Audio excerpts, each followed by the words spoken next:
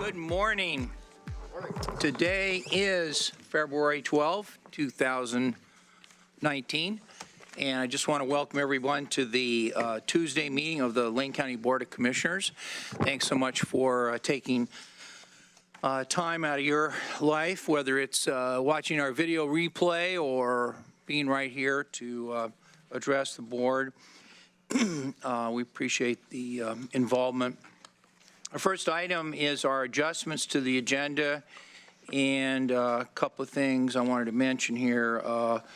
Our plan is to finish all of our work today and not have a meeting tomorrow. We are also planning on a new, and this is a temporary thing that we're trying out. We're going to have a 1 o'clock public comment today, and that's for people that haven't spoken this morning, but for people that see that on our agenda, we're going to try that out, and that's kind of a one-time thing. We're also trying to look for an evening opportunity as well. But today we're taking a small step to have the public comment from 1 to 1:30 before our public hearings. We have for the commissioners' benefit, we have the executive session to finish up, and it will be kind of flexible as to how long it'll take to finish up the last executive session from last week. I would currently estimate 30 minutes, and then we have another executive session that is new, and that will be about 30 minutes or so. Concerning the more recent news about the sheriff, I'll let Mr. Mokrajewski make a little announcement as part of the adjustments, if you want to talk about the sheriff. Just that the sheriff indicated that he would be available today if the board had any questions. Okay. So it could be at some point in the agenda we could think about talking about how to accommodate him to come in. So any other adjustments to the agenda? Mr. Chair. Yes, sir. Not an adjustment, but an alert on item 5B1. Under 5B under the performance order on the consent calendar. I don't wish to pull it, but I will have a couple of things to say about that, which I'll cover in Commissioner's response. It'll be prior to the addressing the consent calendar. Okay, great. All right. Any other adjustments from Mr. Mokrajewski or commissioners? Okay. Then we are now ready to jump into our public comment, item number 2 on our agenda. And I have one sheet up here right now, and Ms. Ashbridge will bring us more. So I'm going to ask you to come up to the podium. Well, I'm going to ask you to come up to the front row, first of all. And secondly, then when I call your name, come up to the podium. So Debbie McGee can move up to the podium. Mr. Mallory, you can stay where you are. And Jim New, where are you, Mr. New?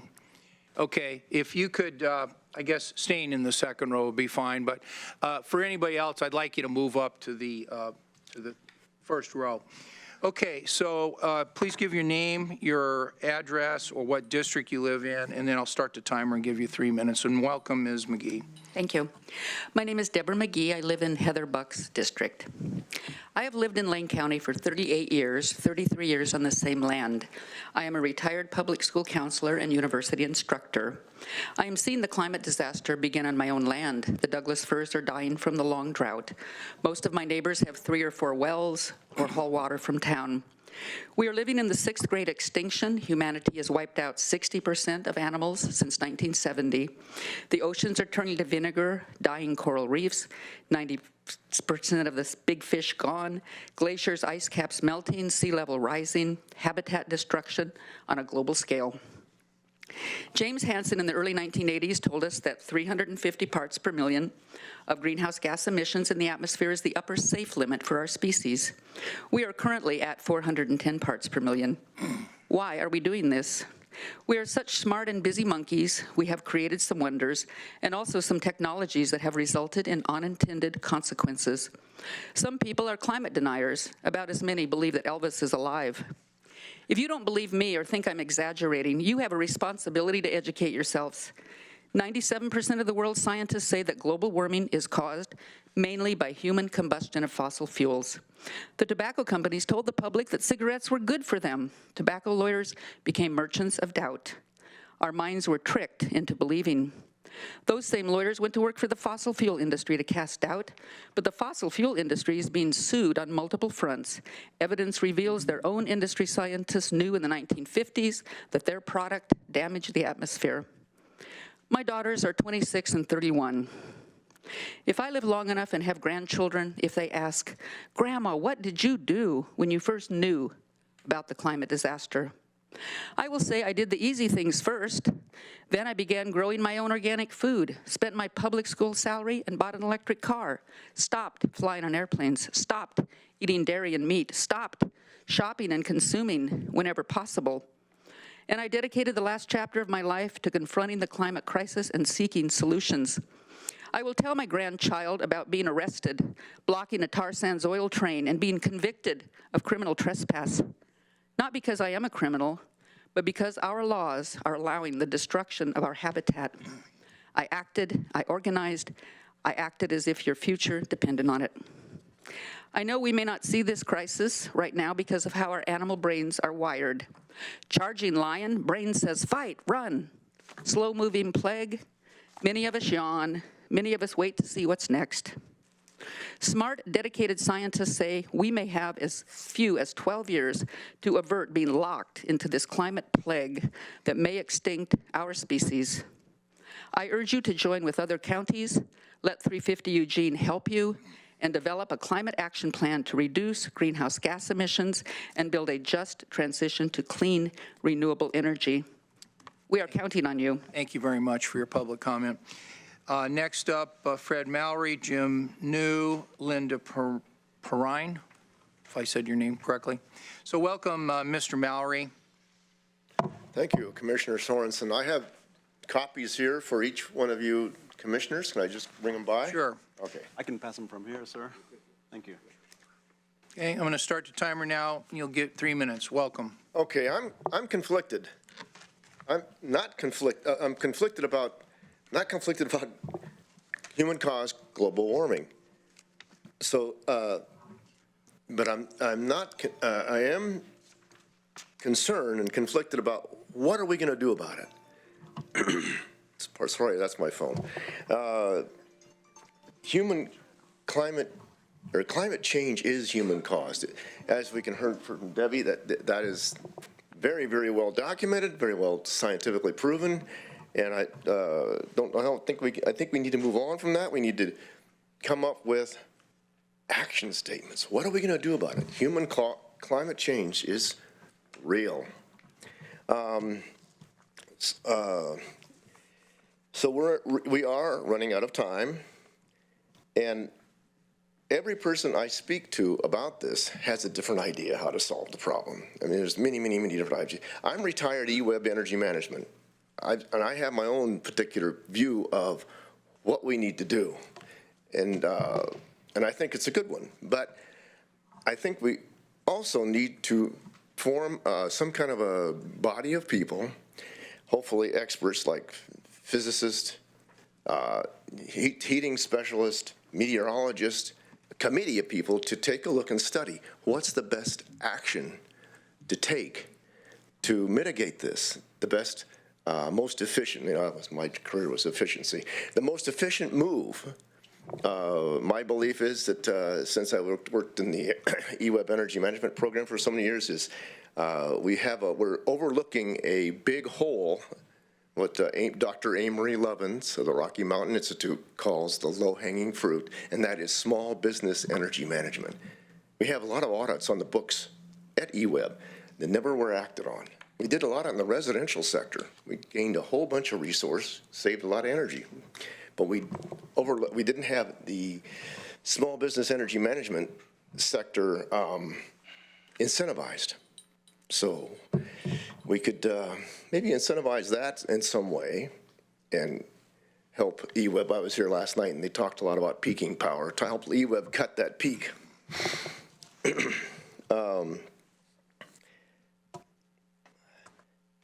So I propose that, and sort of demand that we set up a committee of experts, people that know how to calculate this, how to reduce carbon, and begin coming up with ideas that would work. My idea is great, but I'm not going to be too attached. It's available. The science is there. We can easily do the calculations if people know how to do it to reduce the carbon. I heard a lot of it last night at the City Council and EWEB meeting. They were talking a lot about that. I think they were steered off to the residential sector still, but Thanks very much for your public comment. Thank you very much. So next up, Mr. New, followed by Ms. Perrin, followed by Ronald Thompson. Thank you, County Commissioners. My name is Jim New. I live in Ward 7, and I'm a volunteer with 350 Eugene. Thanks for the opportunity to address this body and for your services. I recently read an article about two types of climate deniers. One truly believes the climate crisis is a hoax fabricated against the fossil fuel industry, and the other adopts the climate science denying stance for whatever economic gains or political advantages offer them. Both were referred to in the article as numbskulls. The IPCC has stated scientific evidence is overwhelming that human activity in the burning of fossil fuels is causing global warming. The fossil fuel industry has known for more than 50 years that their products pollute the atmosphere, land, and sea. Yet they are still subsidized and allowed to continue to exploit public lands by the government for extraction. Lane County is already seeing the effects locally with less snowpack, warmer rivers, temperatures from less runoff, drier forests resulting in more wildfires, longer and hotter summers, and extreme weather events. Providing community warming, cooling, and air quality stations will become some of the tasks the county will be the city will be faced with in the future. Consequently, the citizens end up covering the costs of these services. This should not be who covers the costs. The timber industry is the largest greenhouse gas emitter in the state, yet they are not required to fund the effects of their pollution to the counties that they operate in. The citizens shoulder the costs while they get tax breaks and pocket the profits. The local fossil fuel industries do not fund infrastructure emergency event costs, local pollution, or decommissioning costs. Each stage of the fossil fuel product life cycle, citizens are burdened with the costs and the effects of their pollution. Fossil fuel risk bond program requirements are systematic steps local governments evaluate and respond to the financial risks that they face at each stage of the fossil fuel product life cycle in their jurisdiction. As the county starts incurring costs of climate change, they must shift the economic risk to where it belongs, on the polluter. Lane County should develop a climate action plan and a climate advisory board. King and Multnomah counties have developed these to mitigate and adapt to the effects of global warming. There is no time left to wait. Thank you. Thank you very much for your public comment today. Okay, and welcome, and how do you pronounce your last name? Perrin. Perrin. You got it. So welcome, Ms. Perrin. Mr. Thompson should be up in the first row, and then Julia Hernandez also in the second row. Welcome, Ms. Perrin. Good morning.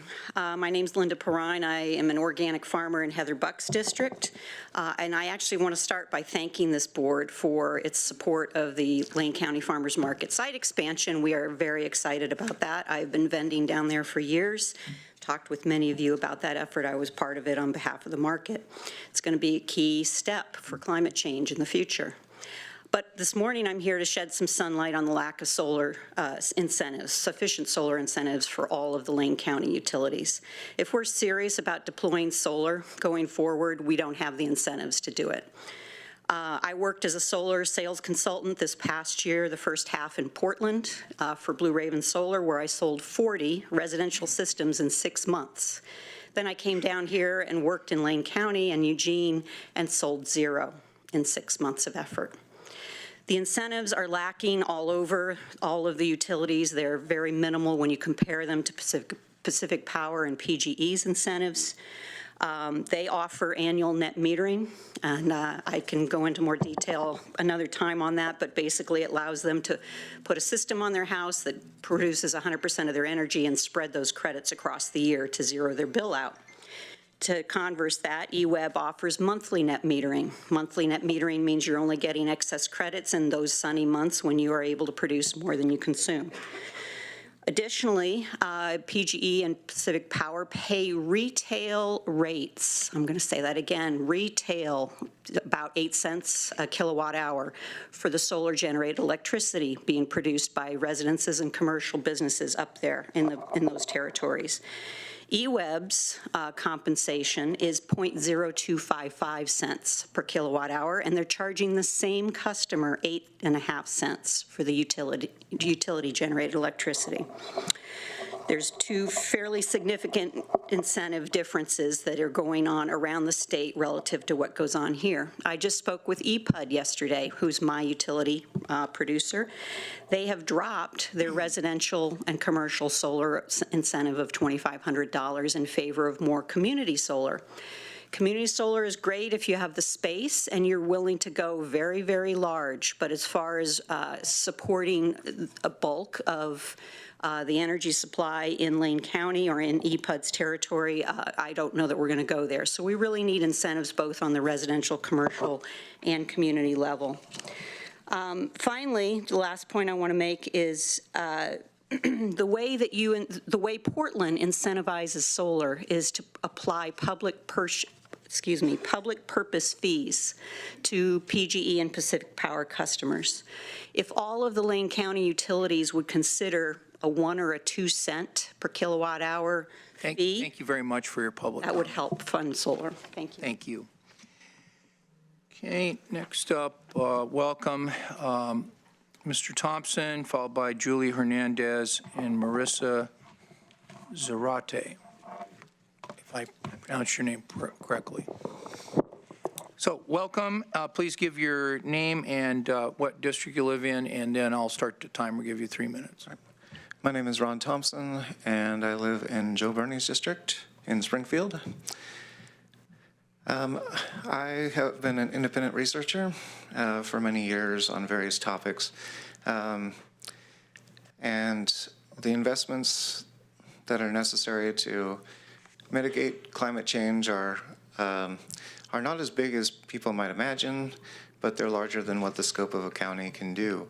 However, if we were to integrate solutions through multi-level government from city, county, and state resources, and were to streamline processes amongst various counties through inter-county agreements, we could pool resources and create a streamlined solution to most of our states' impact on climate change. I've looked for keys to start unlocking these goals, and one of the few resources we have that is not fully utilized is our ability to handle municipal waste in a larger, impactful way.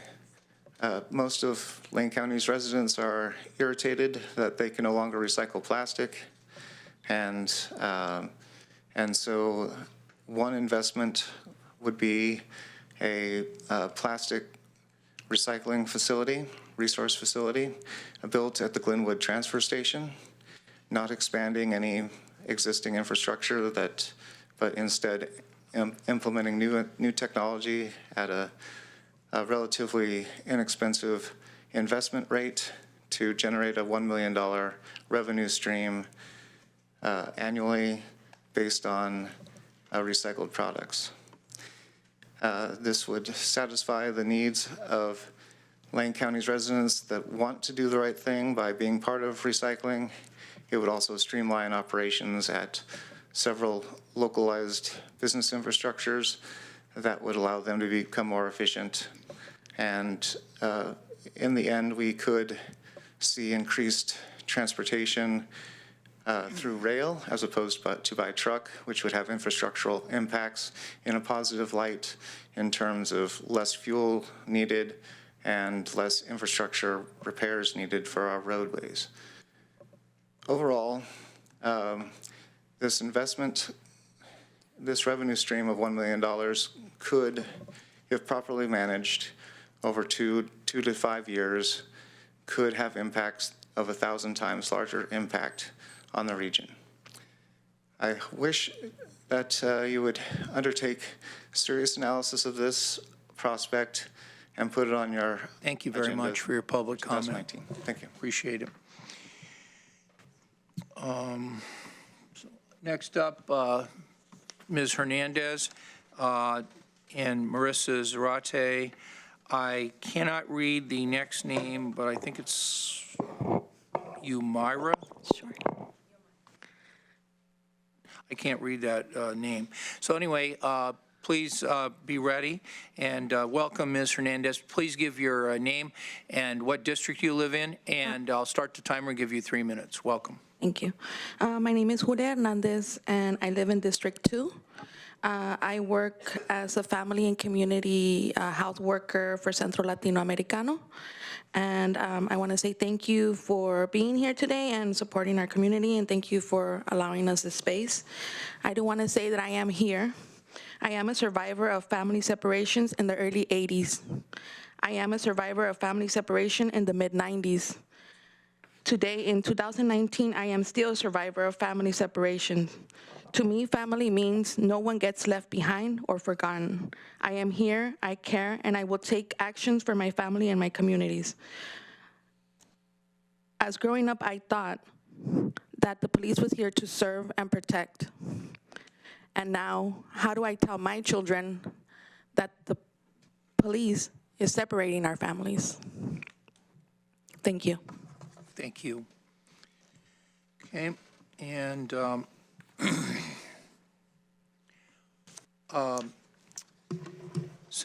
Marissa, and then if you could please give your name and your what district you live in, and then I'll start the timer and give you 3 minutes. Welcome.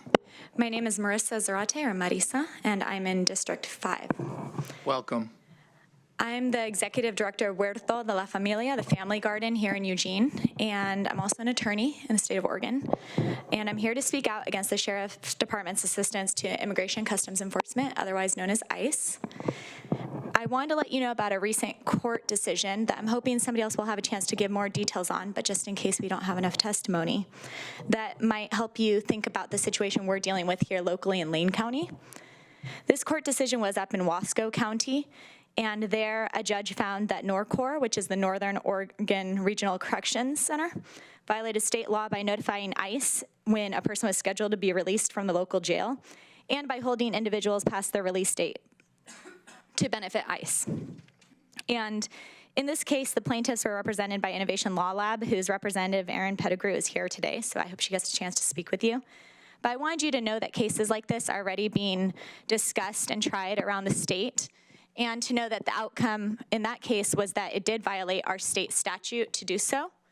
So I think that that's really relevant because here we're here to talk about the exact same issue, and it's already being discussed in courts and already being found as being unlawful in violation of our state statute that tries to draw a line between state participation and immigration proceedings. And I think that that's really important to our community because it's can violate trust in our community to have that sort of interaction between departments. And families, especially in a courthouse setting, there's many reasons somebody might come into a courthouse. And if we start to create a feeling of fear there, then people are going to avoid going there. People like domestic violence victims who might have to testify against an abuser. People who are there for regular everyday matters like a parking ticket. People will start avoiding going for those instances that are important because they're not sure where that line is drawn. And we all know that information anywhere travels quickly and inaccurately. So it's really fast for people to think that they're going to be at risk just by entering a courthouse, regardless of their reason for being there. And I really want to make sure that we create a feeling of safety in public spaces like that, especially ones that are really vital and are putting on legal purposes that can't be avoided. They're unavoidable and essential. And in our community, that fear spreads beyond the courthouse. So if people don't feel safe there, that fear spreads to other families throughout the town and the county. So for me, running a nonprofit serving Latino and immigrant families, I want to see that our community, our county is creating safe spaces, welcoming spaces, and this speaks volumes if we allow this kind of interaction between the county, the sheriff's department, and immigration. So I hope on behalf of Huerto and as a Latina myself that we take action to stop that we look at what's happening around the state and see that it's not in our best interest to have that sort of partnership. Thank you. Thank you, and thank you for your public comment today. So next up is the person who scrawled their name very creatively, but makes... My name is Yomaira. Okay, and so we'll have you give your name and address in a second, and I want to make sure that Aaron Pettigrew and Bernadette Barossa are on deck and ready to follow you. So please give your name and what district you live in, and then you'll be allowed to give 3 minutes of public comment. My name is Yomaira, and I live in District 2. I'm a fourth-year student at the University of Oregon studying ethnic studies. I am proud to say that I interned for the leading organization in the state of Oregon when it comes to immigrant advocacy, coalition building, and civic engagement within the Latinx community, CAUSA. I am also a proud daughter of immigrants, and as a daughter of immigrant parents, I have been taught from a young age to ayudar a mi comunidad y los menos afortunados, to help my community and those less fortunate. This has resonated with me still to this day, as I have seen my immigrant community become the targets of anti-immigrant movements in the state of Oregon and across the nation, placing fear in our communities as a mechanism of control and making our local police do the job of the federal law enforcement when they need to be making sure that they are keeping our community safe. These past general elections, we defeated Measure 105 against anti-immigrant agendas that want to divide and criminalize our immigrant community. Oregonians overwhelmingly voted in favor of our state's 32-year-old sanctuary law. Lane County voters defeated Measure 105 by a 37% margin. Lane County voters and Oregonians made it clear that they do not approve of local law enforcement acting as an arm of the Trump administration's cruel deportation force. Last Friday, myself, Mecha, and the community protested outside of this office to let Officer Trapp, his crew, who are public servants of this community, know that their actions are unlawful and are having harmful effects not only on immigrants but the entire community. It is troubling to know that ICE detained someone who was trying to sign up for alcohol treatment by court order. Local law enforcement is abusing their power, clearly violating the law and not being upfront about it. This practice erodes even more of the little trust that exists between law enforcement and the public. We deserve answers and a commitment to the public by the Lane County Sheriffs that ends assisting ICE. And in the case that Lane County Sheriff's Office does not stop violating the law, we will not stop fighting for the rights of our immigrant community. As some of y'all know and the sheriffs know, we are not quiet and we will not be silent about this because local police working with ICE is against what we voted on and what represents us. Thank you. Thank you. Okay, next up, Aaron Pettigrew, and next behind her is Bernadette Barossa, and then, I'm sorry, I can't read the name, Joel, I think it's Joel. Okay, so come on up, the people that are on deck, and please give your name, and I'll start the timer after you tell your name and your district. Good morning, Commissioners. My name is Erin Pettigrew. I'm a civil rights attorney with Innovation Law Lab. I actually reside in Portland, Oregon, but I am a proud U of O graduate and former resident of Lane County. I'm here today to talk to you about Sheriff Trapp's practices and the practices of ICE involvement in the Lane County Jail. To provide some context, I am one of the attorneys, as previously mentioned, in the Norcor case. And so I wanted to provide you with some context around these practices and the law that prohibits these practices. So first we have the Oregon Sanctuary Law, also called the Disentanglement or the Inclusivity Law that was passed 32 years ago, which is ORS 181-820. We also have the body of law that this particular body passed, which is the Board Order 60.950, which reifies the state statute. We also have ORS 180-805, which was passed by the Oregon legislature that prohibits the kind of information sharing that the sheriff is currently engaged in.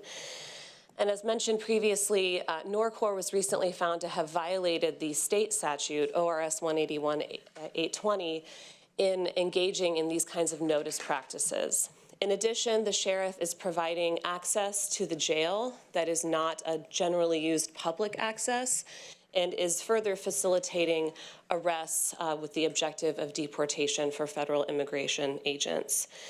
The impact of this is enormous, not just on the individuals who are now going to find it much more difficult to find legal assistance, to do their jobs, to support their families, to take care of their children, but this also impacts families and their communities broadly. There's a great deal of social science research that shows that families that are fearing deportation or involvement with ICE experience trauma and a great deal of impediment to go through their daily lives, to attend school and to feel safe in their communities. We urge, as a group of organizations, this board to investigate and to take seriously our concerns. We ask this board to provide appropriate guidance to Sheriff Trapp and to create such guidance in collaboration with the many organizations and individuals who have shown up here today and who are working on this issue diligently and with great heart and attention. And with whatever remaining time I have, I would open this time up to the commissioners if you have any questions for me. Well, with that, I urge you to look at our letter. I also understand that the ACLU of Oregon has also submitted a letter to you this morning, providing some additional context and legal analysis as to this issue. We are encouraged by this dialogue and hope that this dialogue continues, and look forward to speaking with you soon. Thank you so much for your public comment today.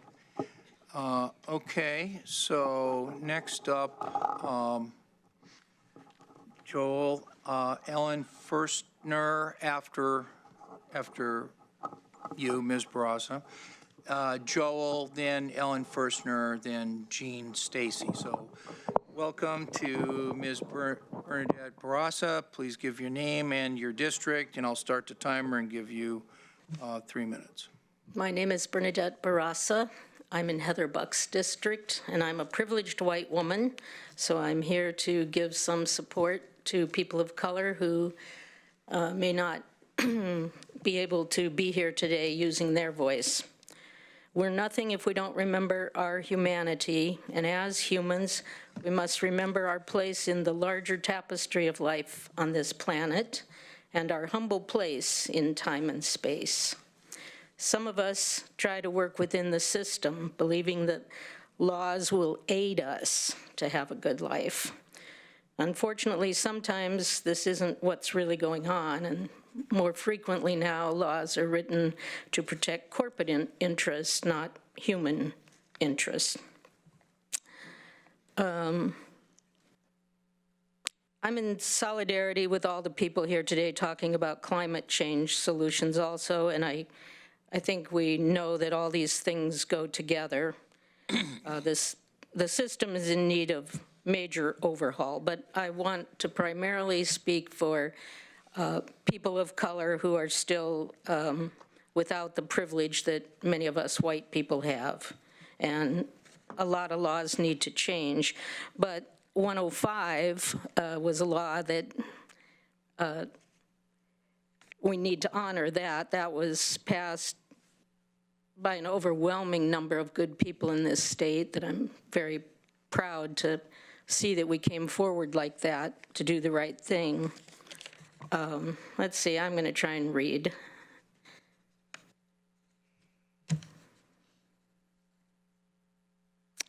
It takes a lot for mothers and fathers to start the long journey to come to the United States.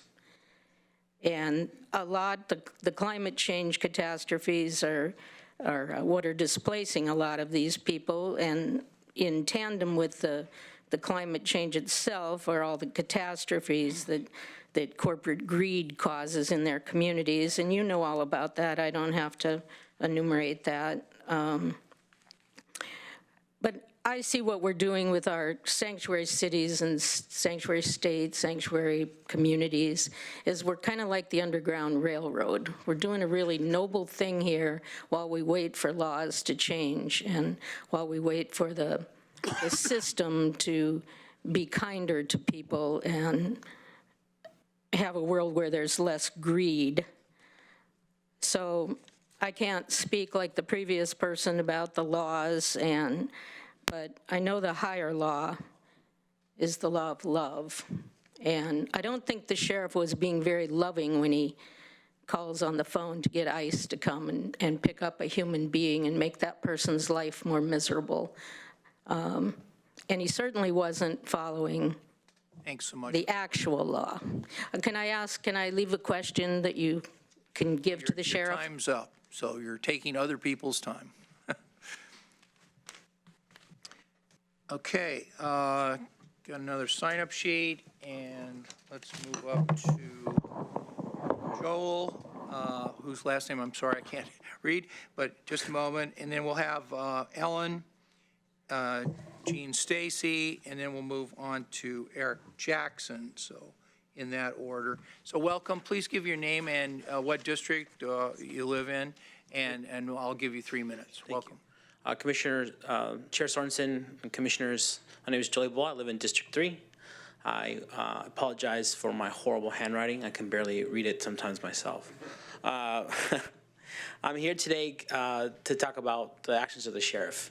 Before I start, I just want to thank you again for those of you who were on the commission at the time in the summer of 2017, passed Order 6950.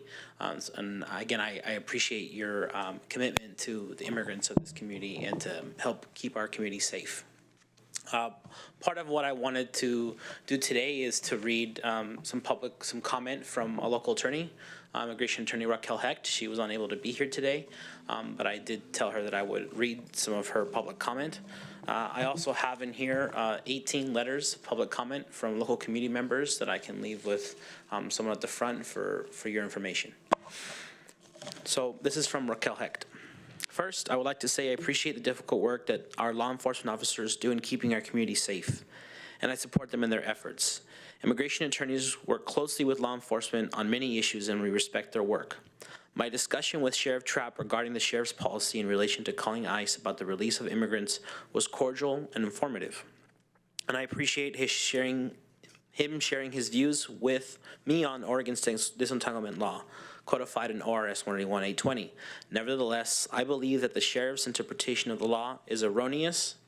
In November of 2018, Oregon voters made it clear by a wide margin that state and local law enforcement agencies are not to be used to arrest immigrants whose only violation is their immigration status. By order dated July 11, 2017, the Lane County Board of Commissioners indicated support for these laws and directed the Lane County Sheriff's Office to comply with the letter and spirit of Oregon's disentanglement law. Notably, a Wasco County court recently struck down law enforcement agency practices described to me by Sheriff Trapp as a violation of state law.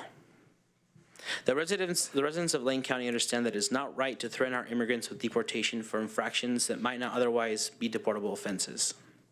I could share with you numerous stories of immigrants who were brought to this country as young children, some as young as 2 months of age, who are now facing deportation or have been ordered deportation due to minor infractions of the law. We applaud the Board of Commissioners' commitment to upholding the county's core values of integrity, respect, and openness. A breakdown of trust between local law enforcement and Lane County immigrants would be more detrimental than helpful to the proper enforcement of laws. For this reason, we ask that the sheriff recognize that his office's practices are contrary to the laws of the state, contrary to the resolutions that were passed in the county and in the city, and are contrary to the values and the will of Lane community voters. Raquel Hecht. Thank you so much. Thank you very much for your public comment. Okay, next is Ellen FirstNor, followed by Jean Stacy, followed by Eric Jackson. Please give your name and where you live, and I'll start the timer. Right.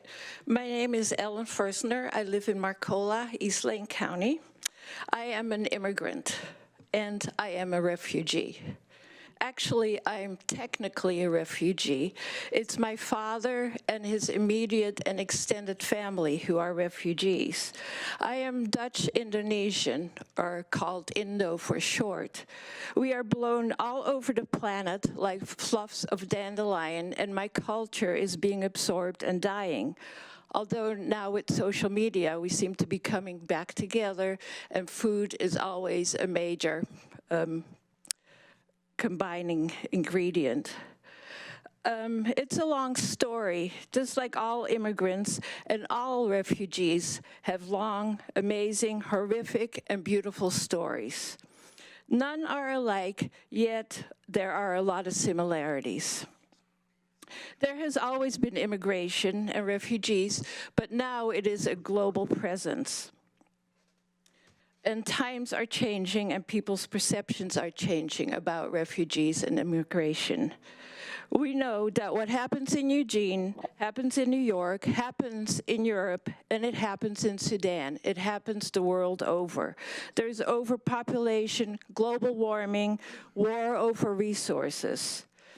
What the Lane County Sheriff's Department's collaboration with ICE is clearly illegal. And I was wondering about last year's board order, but I guess that's already 2 years ago. Time goes fast. But that's not really what I want to talk about. It is illegal, as you've heard. I just want to tell you my own experience. As a vocal activist, I worry about my own safety. I carry with me copies of my documents. I have my real documents hidden at home. My sons also have copies of my documents in case I happen to disappear, which I'm not really worried about, but it's a concern. And it also makes me realize I do not have to live in the fear that some undocumented people live in, of having my family broken up, or of having to go back to a country where there is violence, or where I have never been and don't know anybody. The world is changing. Even in Marcola, last year, the school district unanimously changed all their policies to include undocumented students for protection from ICE. And the social media with Indonesian elderly people who a few years ago were very seriously against any undocumented illegal immigration, the majority have now changed their mind because they see that refugees Thanks so much for your public comment today. Okay. Thank you. Okay, so Jean Stacy, welcome, followed by Eric Jackson, and now moving to the front row, Victoria Coet. So welcome, Jean Stacy. Please give your name and where you live, and I'll start the timer at 3 minutes. Jean Stacy, and I live on Oakley Lane off River Road, North Eugene. I brought to you today a little bit of documentation to help support you as you continue to find homes for people who are unhoused. I congratulate you by choosing to remove the protesters on the Butterfly lot by finding a place for them to stay instead of through arrest. I think that was a wonderful decision. The city of Eugene has been doing a lot of arresting. These are the stories of 2 people who died on the streets of Eugene. One of them had spent 596 nights in jail during the last 7 years, and the other had spent 700 and something. One died behind Whitebird, one died in front of Whitebird. I also wanted to say that I thought that it was really good that St. Vincent's loosened its reign of how they want their camps to operate by extending to the 24 hours, and I think they'll find that was a wise decision. I'm very concerned because both the city and the county are now doing a lot of sweeps, and they are taking all of the possessions that they encounter and throwing them in the trash. This is a violation of the Ninth Circuit Court of Appeals decision, Liran versus LA, which says that cities and counties and states absolutely have no more right to take the unattended possessions of homeless people and destroy them than they have to take your car and destroy it. But you have under the sheriff, the public works department, and the city, things are being destroyed by your employees, and I would ask you please to investigate it. Not only do they have to inventory and save them, but they must be stored under the decision of Liran versus LA for 90 days. Occasionally people are saving them for 30, but 90 is required. Please stop this destruction. This is survival gear. And it's things that a lot of good-hearted citizens in Lane County have taken their own money to buy for people, as well as the work of all the charitable organization. And I particularly thank Commissioner Farr and Mr. Bosafish for their leadership in moving the Butterfly Lot folks onto more suitable and eventually into St. Vincent's dawn to dawn. Thank you very much. Thank you very much. Okay, Eric Jackson, followed by Victoria Coet, Yomira. I'll just leave it there. So welcome, Mr. Jackson. Good morning, Commissioners. Mr. Mokrajewski. I am a whatever 125 8th or Oak is.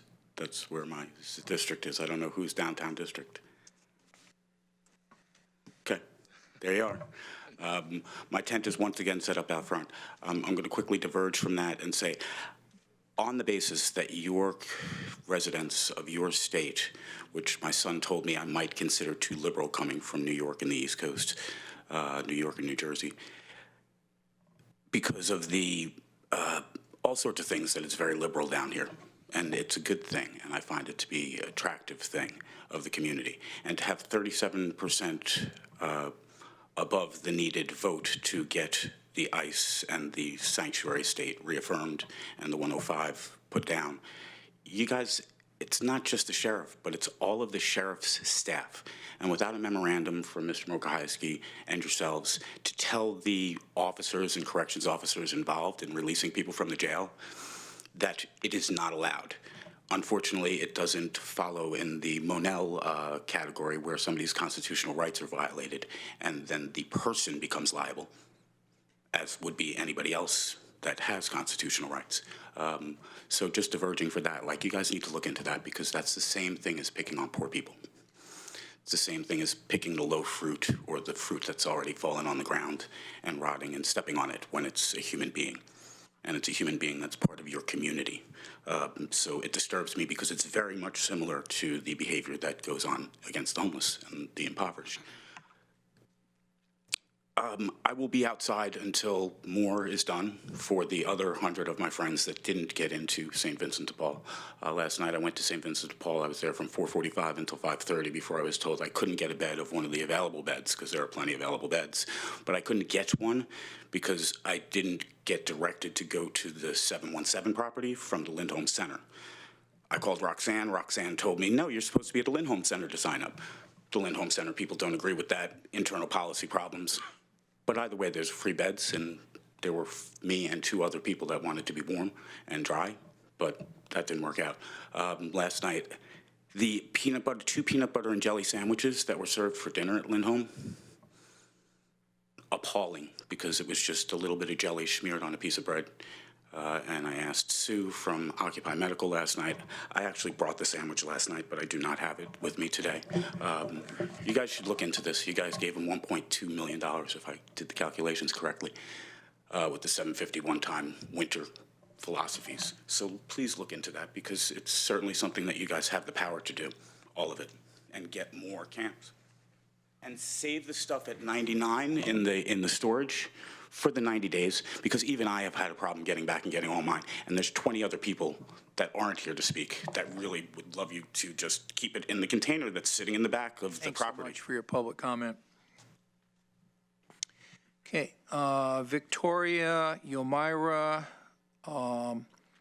Lorenzo Ortiz, and Therese. Okay. David Babcock, followed by David.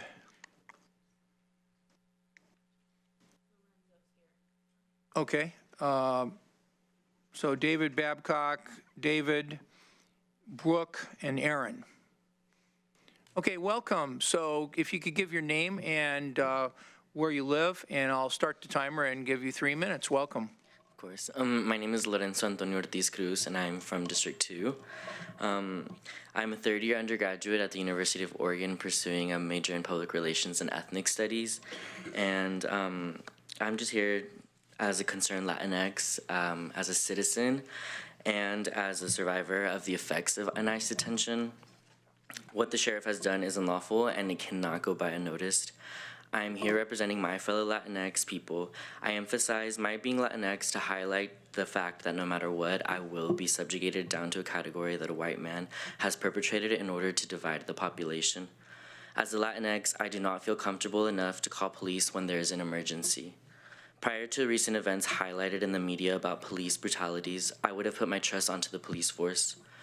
But they have lost my trust multiple times. Nobody should have to be afraid to call the police. What our sheriff has done misrepresents our county and has led to mistrust. I am here as a citizen who was born and raised in Oregon, representing Lane County. Lane County successfully defeated Measure 105. The people have spoken, and the sheriff, as a public servant, has an obligation to see that the law is respected. With that being said, the sheriff has done the complete opposite. Rather than reinforcing law, the sheriff has gone against the law and is now at fault for working with ICE in our county, in which people voted against removing our sanctuary state law. Oregonians should not have to live in fear of being harassed on the basis of their physical features. I am also here as a survivor of the effects of an ICE detention. A complete decade ago, I came home from school to find that my mom had been detained.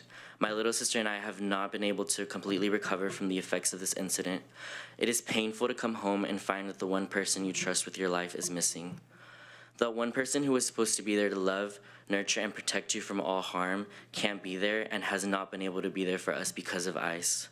ICE has brought an ice storm into my heart, and that ice storm continues to wreak havoc within me as I stand here expressing my concerns. And an ice storm that is fueled by the uncertainty of what the next day will entail. Will the call I receive from my parents bring up another detention?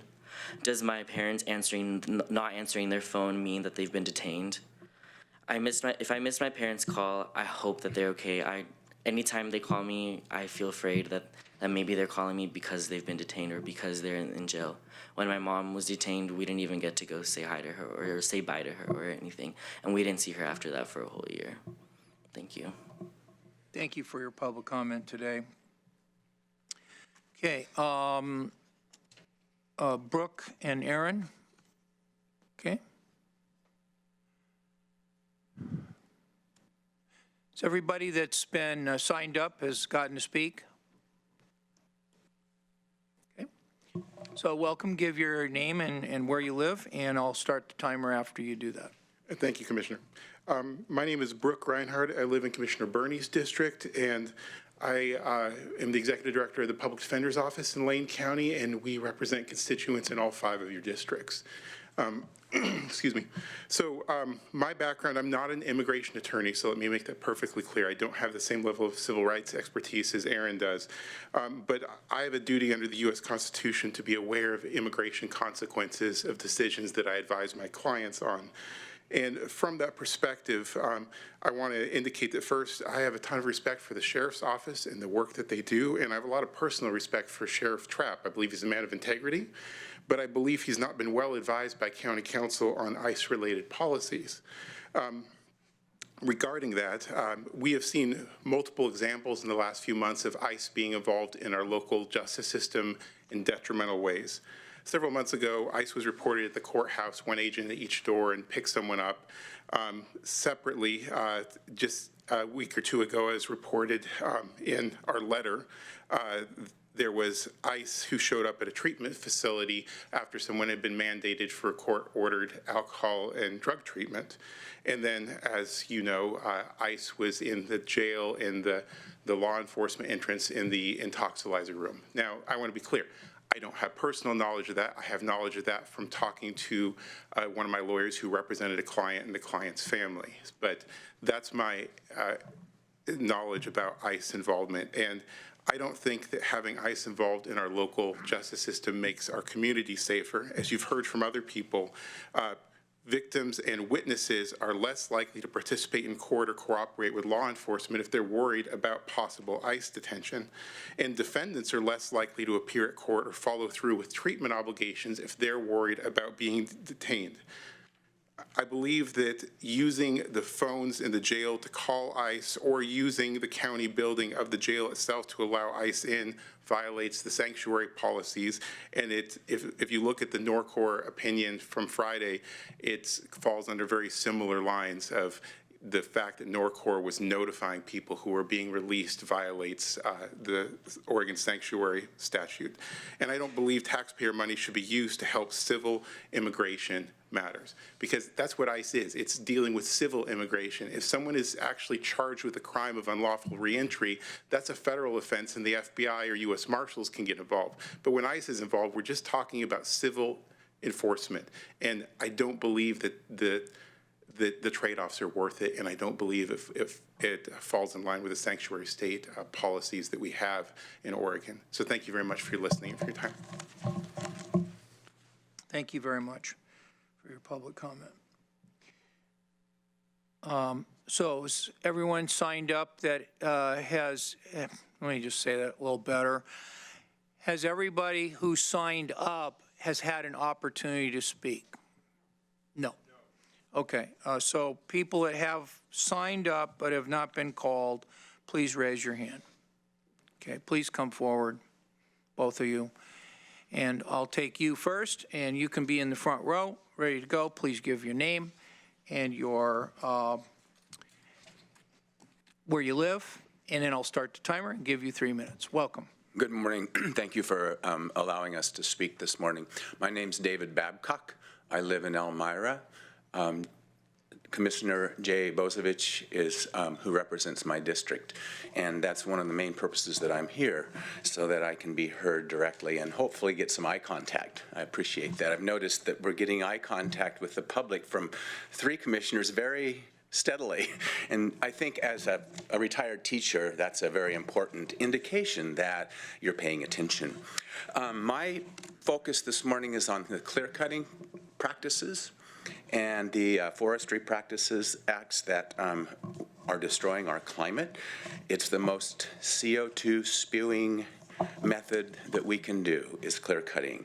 Undisturbed forests are crucial for a healthy climate. They absorb carbon dioxide from the environment, and it's stored in the trees, shrubs, and the soil. Large-scale logging, clear cutting transforms a forest from a carbon sink to a carbon source by destroying trees while emitting tons of new greenhouse gases in the process. Clear cutting, most of all, not only adds carbon to the atmosphere, but it is meanwhile devastating to wildlife, habitat, water quality, soil, micro and macroorganisms that we don't even see. Once they're clear-cutted, then they spray toxins on top, and then they replant a monoculture. Aerial spraying is commonly done in western Lane County, and it needs to be stopped. The forest never, ever recovers from a clear cut. It's permanent damage. It'll never come back. We lose the myceliums, the mushrooms, all the critters that were there because the sun bakes everything and kills it. Then we pour toxins on top of that, and then plant a monoculture. Our system's out of balance. Species are disappearing forever. That's why we are experiencing this 6th extinction. Clear cutting, spraying, monoculture has got to stop. Please help us in Lane County stop this practice. Selective thinning is one practice for obtaining wood products that is so much less devastating on the environment. While county commissioners were running for office, the clear cut off 126 between Eugene and the coast, the devastating, ugly, was a huge billboard sign with one of our commissioners' names on it. I don't know how you can sleep at night. You have children. I have a grandson. I have to stand up for what I can do as a retired person. I have the time. Please help us with this. I believe in planet and people over profits. We must learn to live with less if we want to save the planet. Time's running out. We're in a global emergency that must be the top priority over any other issues. I want to know what the county commissioners are planning to do to curb this current practice of clear cutting, spraying, Thanks and so much for your monoculture. public comment I have today. 2. Okay, please come forward.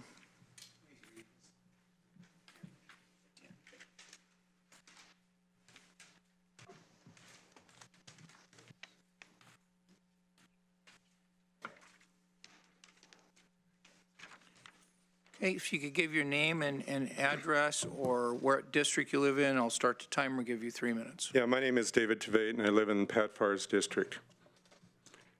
First, I respectfully ask that Commissioners Bernie and Buck reconsider their support for delay in dealing with the membership issue with the Association of ONC Counties, AOCC, until June. By then, we will have renewed membership in this organization for another year. Previous county commissioners have removed us from this membership for good reason, and I strongly believe you should return to this also. The AOCC mission is based on an outdated paradigm that we in Lane County and Western Oregon need to move away from. Lane County gets around $15 million a year from BLM ONC lands. The AOCC pushes to maximize county funds from ONC lands. A part of the bigger picture is that meanwhile, Lane County is losing around $45 million in various lost tax revenues from the incredibly meager taxes paid by large timber companies in our county. This is 3 times more than the ONC money coming to the county that could be available to us. Lane County could be pushing the legislature to remedy this and also seek out other financial benefits from the increased carbon storage resulting from decreased logging on ONC lands. The AOCC pushes for maximum harvest. Please do not renew our membership in this fossil organization for even 1 more year. The other topic I want to raise is why is Lane County pushing the state legislature to pass Senate Bill 368? This bill was likely created by the Lane County Legislative Committee before the new year when there was a conservative pro-timber majority that wanted to kill our charter members regarding banning aerial herbicide spraying and supporting community rights to protect our health, safety, and welfare in Lane County. This bill is a direct further attempt to kill our charter amendments. I very strongly suspect that our new commissioners have not even been told of what is being pushed at the Oregon legislature in their name. This actually happened yesterday. I have a question for my own commissioner, Pat Farr. You have told me that you support the initiative process. Do you support this bill and why? You apparently were involved in getting this to the legislature. I don't know. So it'd be great if you would be clear with your constituents. If you favor this bill, please explain very clearly why you favor giving county clerks or whoever is behind them the right to determine if something is a separate vote issue. The separate vote determination as proposed in this bill is so obscenely subjective that it gives counties the power to nix any charter amendment they don't want on the ballot. To the new commissioners, I strongly urge you to explore this issue and protest what is being done in your name at the Oregon legislature if you don't agree with it. If you do agree with it, you owe it to your voters to be upfront about it and explicitly state why you support it. Thank you. Okay, thank you for your public comment. And now, has everybody that signed up gotten a chance to speak? Okay. Okay, so we will move on then to our commissioner response, and we are. Mr. Chair, I think there may have been somebody else. Oh, Is there someone that hasn't signed up that wishes to speak? Okay, please come forward and give us your name and what district you live in. My name is Venice Mason. I live in Cottage Grove, Oregon. This is my grandson, Jasper Joseph Moon Bowers. He lives here in Eugene. I would greet you in 3 different languages. First, nice to meet you. Second, Banadan Orfna Commissioners. That's Gaelic. Shio Oshikwichu Tohikwichu. Hello, how are things flowing with you? I brought a sign into this building that says that ICE kills. I wasn't allowed to bring it up forward. On it are the names of the children who have died in ICE custody in the last little while. I think that that's a conversation that we're not having. They say that a nation is not doomed until its women's hearts are in the dirt. This child is a registered member of the Eastern Band of Cherokee Indians. I am not, but I have learned my language in order to teach my grandson what he needs to know in order to stand up for what is right. Let's get really clear. We are collaborating with, cooperating with, assisting with children killers that have brown babies that look like me and mine in cages. This is unacceptable. History will record your response. History will look at this. Unfortunately, my life has been one that I cannot afford to be a bystander. I understand that it's very, very, very difficult to look at genocide in the face. But my ancestors walked the Trail of Tears. I've gone home. I've done my work. And I hold my grandson before you and ask that he be protected in this community and that we don't collaborate with the killers of children. And I say that because my son died 22 years ago in a terrible accident, and I feel the hearts of these mothers in the dirt. Don't help these people, and history will know if you do, period. Please, I can't remember their names. Can someone hold up my sign so that I can read their names aloud in this meeting? These children are dead. 2 children from Guatemala. If someone could hold up that sign, please. Please don't hold the sign up. We do have a policy of no signs in our meetings. You can say their names. I can't read them. You can say them. You can say the names. Thank you. At least their names have been said in this room. This is real people. This is real time. This isn't just a meeting. This is where decisions are made about whether we let them come for us in the morning and you. It's only self-serving to put a stop to it. They'll run out of other people soon, and it will be you. Jasper, would you like to say hello? Hello. Can you say hello in Cherokee? Shio. Shio. Shio. Shio. Okay, welcome.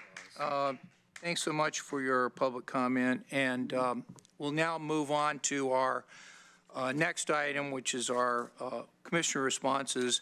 And I would like to try to hold the commissioner responses to, oh, have you spoken? Oh, come on up. Okay, we're going to go back to our public comment, and if you could give your name, and I can write it down on the sign-up sheet. My name is Marissa Hernandez Hill. I live in Pleasant Hill. I've lived in Eugene for many years before, and have moved out to Pleasant Hill in the last 10 years. Okay. I want to feel for where the position that you're in, and I want to know that you have a means of communicating.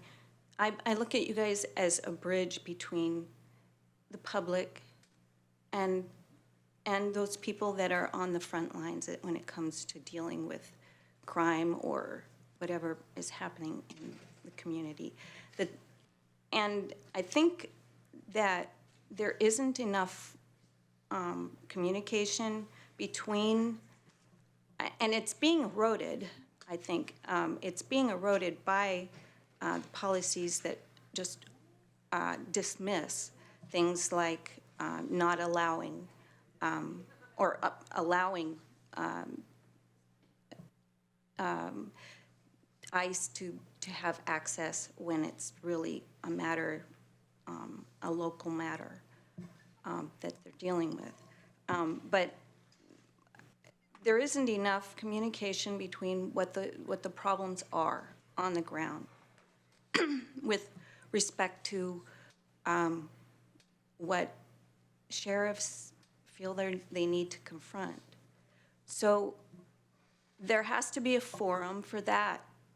And I don't know that that's happening where community members can really hear from them and, you know, in a way that is constructive.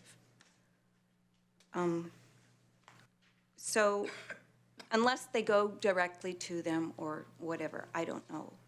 But I feel that there needs to be more of that, where there's more community involvement and on a not necessarily in an organized fashion, but public understanding of what's going on.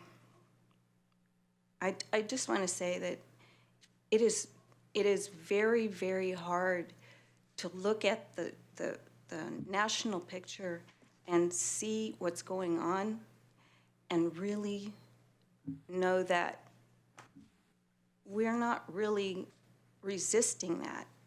Our law enforcement is not, and that means a lot. That means that we're not, you know, that we're actually helping that.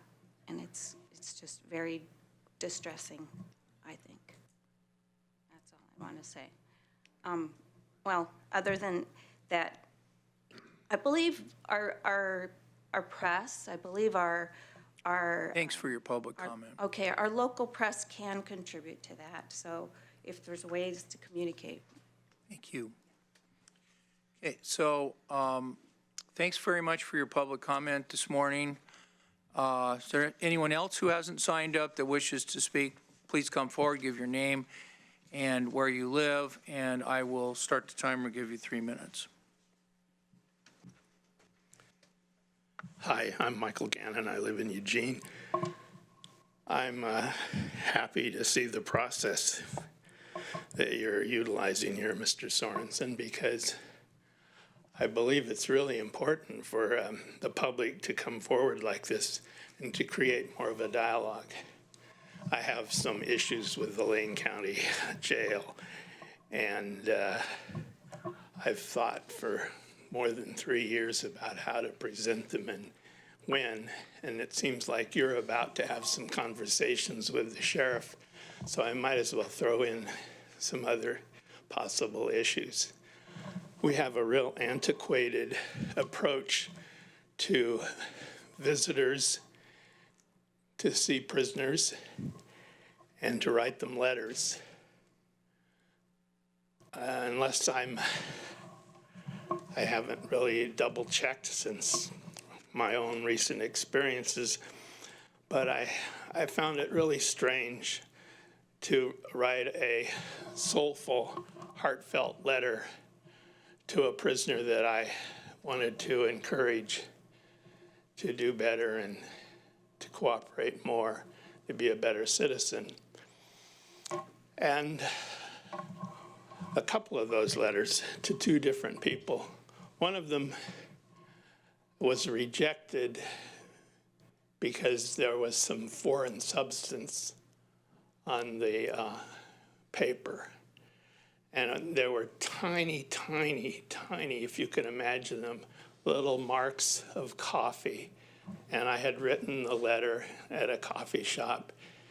And I have a mustache, and sometimes my mustache picks up liquid coffee and flings it. So they, of course, maintained that they didn't really read the letter, but it was open to see that. And I just thought it was extremely strange that such a really important communication with a young person who's struggling would be so casually tossed aside.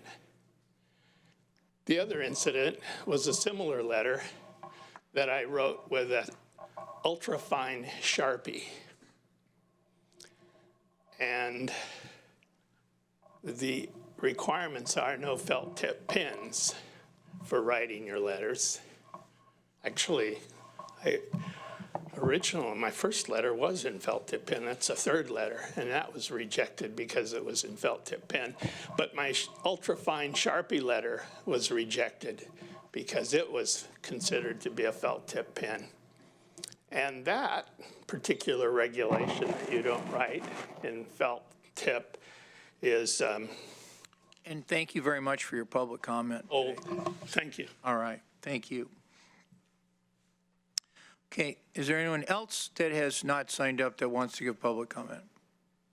Okay, thank you. So we'll now move on to our commissioner remonstrance, and if commissioners would like to take 2 minutes for their remonstrance, I'll be happy to call on any commissioner. Anybody want to be recognized? Okay, go ahead. Okay, you can start. Go ahead. I want to thank everybody, first of all, for coming and speaking today. I know that it takes time out of your day to come, but I think it's important for you to be able to speak to us, and so that we can hear everybody's perspective. There were a couple of folks that made some comments that were,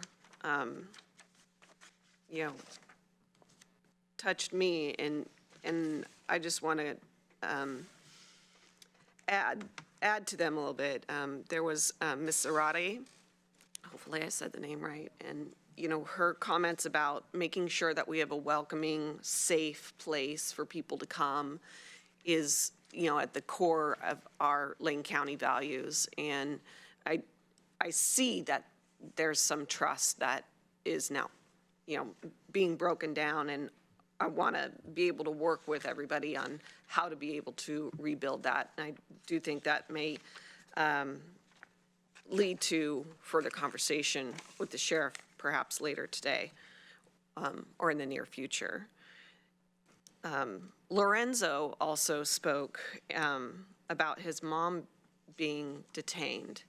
And as a mom, I can't even imagine what that is like, not only for the mother, but for the children who then constantly wonder if mom's 5 minutes late to something, where she could possibly be. And I find it abhorrent for children to be caged or in prison. It's absolutely abhorrent. And his perspective really touched me as well. It was good to hear from a variety of people. I know that we also had some folks talk about climate issues. I do look forward to further conversations about a potential climate action plan from the board here, and hope that we will continue that conversation and involve the public in that whole plan should it come to fruition. And I also very much appreciate little ones coming to the meeting. Okay. Any other commissioners want to be recognized? Commissioner Farr, welcome. Thank you, Mr. Chair. As I mentioned before the testimony began today, I was going to mention item 3A from the consent calendar, which we will be approving the reassignment of 2 people to the Performance Audit Committee. And I'd like to point out John Borofsky, who has been on the Performance Audit Committee. John is a local restaurateur who has been involved in Planning Commission, and I'd like to welcome John back onto the Performance Audit Committee. But significantly, I'd like to also mention that we're going to be adding Shanda Miller, presuming the consent calendar passes. You may recall, Mr. Mokrasi, Shanda was our first performance auditor, and Shanda has agreed to come back and basically do for free the work that she was being paid to do before. So I'm pretty pleased to have Shanda back on the committee. The second thing is a question for you, Mr. Mokrasi, and that is in relationship a little bit to Ms. Stacy's commentary regarding the functioning of the dawn-to-dawn program, the St. Vincent dawn-to-dawn program. I was at the Truffle Shuffle on Sunday. Truffle Shuffle is an annual event that St. Vincent de Paul puts on to honor veterans and to provide resources for veterans. And I had a chance to talk with the director of St. Vincent de Paul about what is happening at the dusk the Dawn to Dawn program, really recently configured, where people can spend the entire day there as opposed to being having to step away from the camp in the morning. And a lot of very positive things are coming from that, including greater than 20 people have received permanent or regular housing through the Dawn to Dawn program. And also a number of people have found employment through that program. I'd like, if you have anything to say when it's your turn to speak, Ms. Mokrasi, I'd like to hear more about that. And the third is something I was going to say, and it seems a little bit, I don't know. I'm a grandfather, and my youngest grandbaby became 3 yesterday, 3 weeks that is. And I wanted to point out that my youngest grandbaby, Xochipilli Gomez, is now 3 weeks old. And I have about a 10-minute PowerPoint presentation on photos that I'll show after the meeting if anybody wants to stay and watch young Xochi, a little tiny baby who is finally looking at their grandpa. Thank you very, very much. Thank you. Okay, Commissioner Bozovich? Nope, Commissioner? No, go ahead.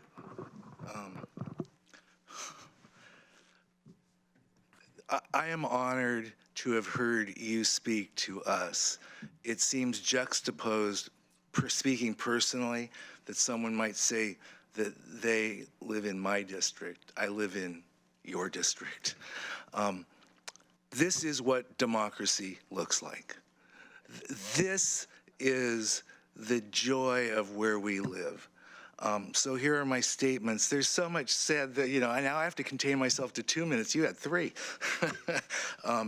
One, I actually do have respect for Sheriff Trapp, and I do appreciate the safety and security that the law enforcement community provides. Having said that, I'm a big fan of human rights, and I'm not a fan at all of institutional racism. I am intrigued by the Wasco County court case. I will be very interested to hear how and if we are in Lane County are going to comply with that case. My understanding, and I don't claim to be an expert, I'm sorry, what?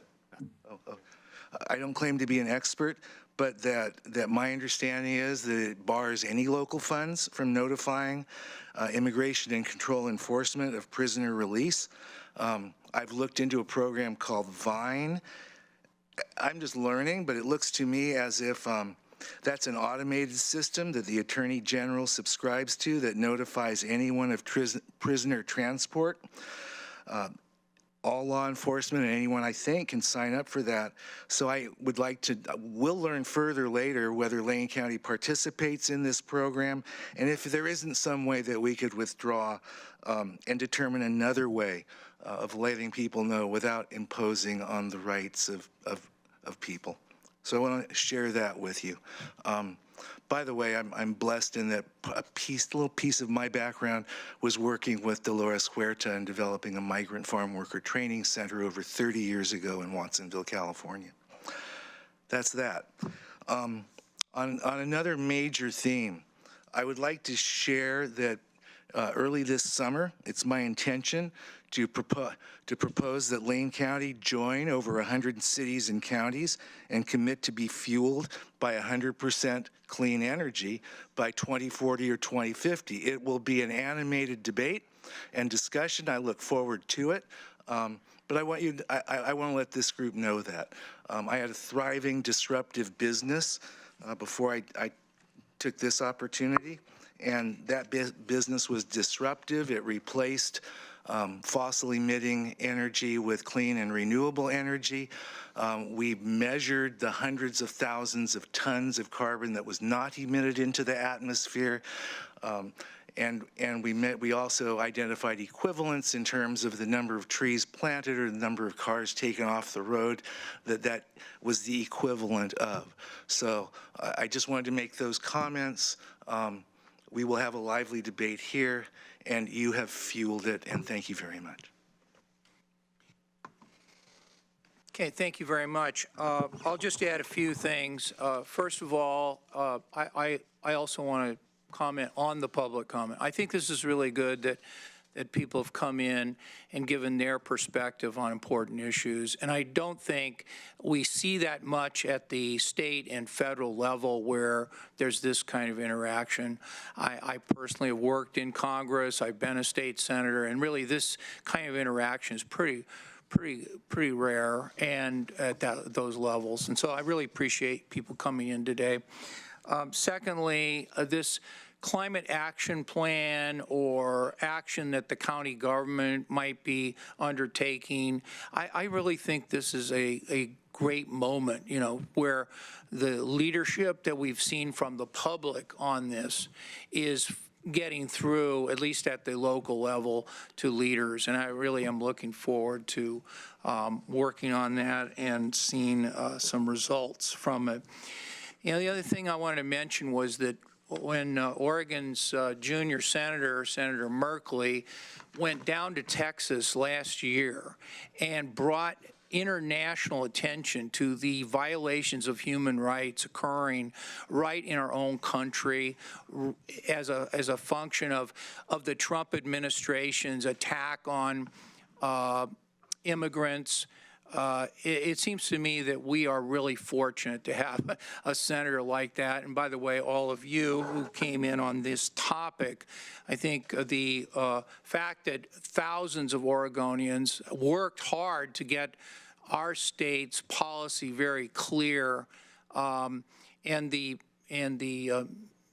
hundreds of thousands of people that voted on this issue last year. I think we're now seeing in the Norcor case and others where the policy issues that we voted for are being put into effect. And I'd like to see that happen at the local level right here as well. So we're probably going to get into this topic at some point in the meeting, either today or soon. And so thanks so much for your public comment. I'm now going to ask our administrator on item number 4. Do we have any emergency business? Not today. Okay, no emergency business today. And then next up is item 6, our consent calendar. And normally items would be taken off the consent calendar if commissioners wanted to talk about them. I know Commissioner Farr, thank you for pointing out the excellent people coming on to the Performance Audit Committee. We got our minutes and the order appointing people. We have our intergovernmental agreement with Springfield about the Motorola subscriber radios, various other things. So I think we'll just take a motion for approval of the consent calendar. I move to approve item number 5, the consent calendar. Okay, is there a second? Second. Okay, moved by Commissioner Buck. Buck. Thank you. Commissioner Buck, seconded by Commissioner Berney to approve the consent calendar. All those in favor, please say aye. Aye. Opposed, say no. And the consent calendar is adopted by a vote of 5-0.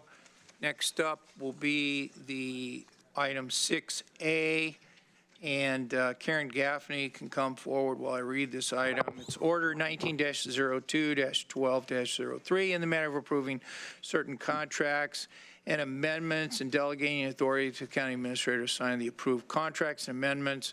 And with us to discuss this important issue is Karen Gaffney, Director of the Lane County Department of Health and Human Services. Welcome, Ms. Gaffney. Good morning, Chair Sorensen and Commissioners. The item before you today would often be on consent calendar, except that we have new contracts on the list this month. And so it's an opportunity for us not only to, of course, answer any questions that you have, but I'd like to lift up one of the items on this list in particular, and that is a new revenue agreement with the Oregon Health Authority for $650,000. This is revenue that was actually allocated with an earmark to Lane County by the Emergency Board in December to help us address what has become a chronic situation with overrepresentation from Lane County at the state hospital of people who are sent to the state hospital because they've been found to be unable to aid and assist in their own defense.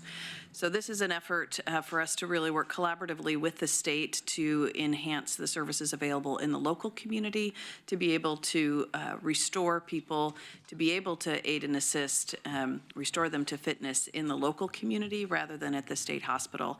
And I know a number of you have been part of these conversations over the last couple of years about the advantages. Not only, of course, is it a less costly option to have people in the community, but it really provides us an opportunity to engage people in treatment in a way that doesn't happen when they're at the state hospital.